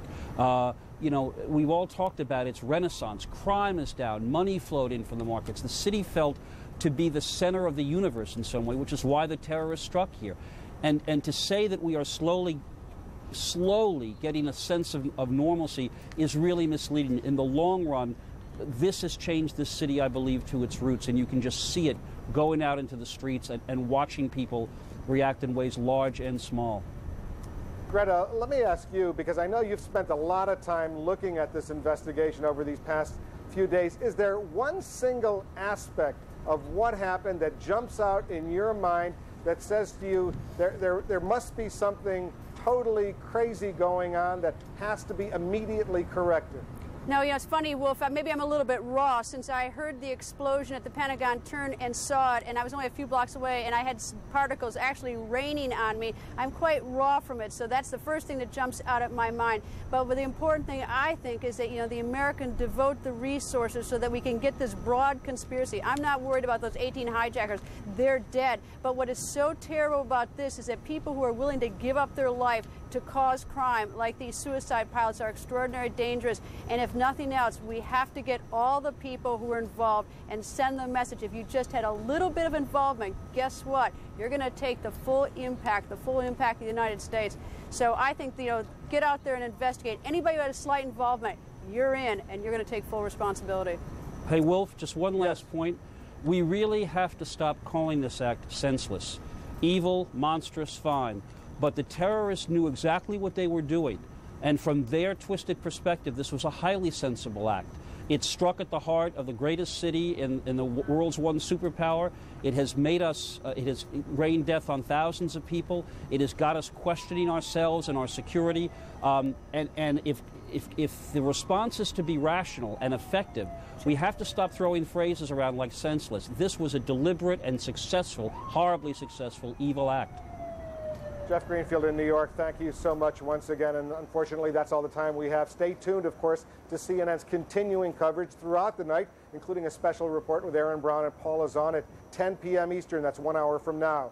Thanks very much for watching. I'm Wolf Blitzer in Washington. Good night, Greta. Good night, Wolf. And up next, Larry King Live. Tonight, Larry is joined by Defense Secretary Donald Rumsfeld, Senator Hillary Rodham Clinton, and others. I'm Greta Van Susteren. Larry's next.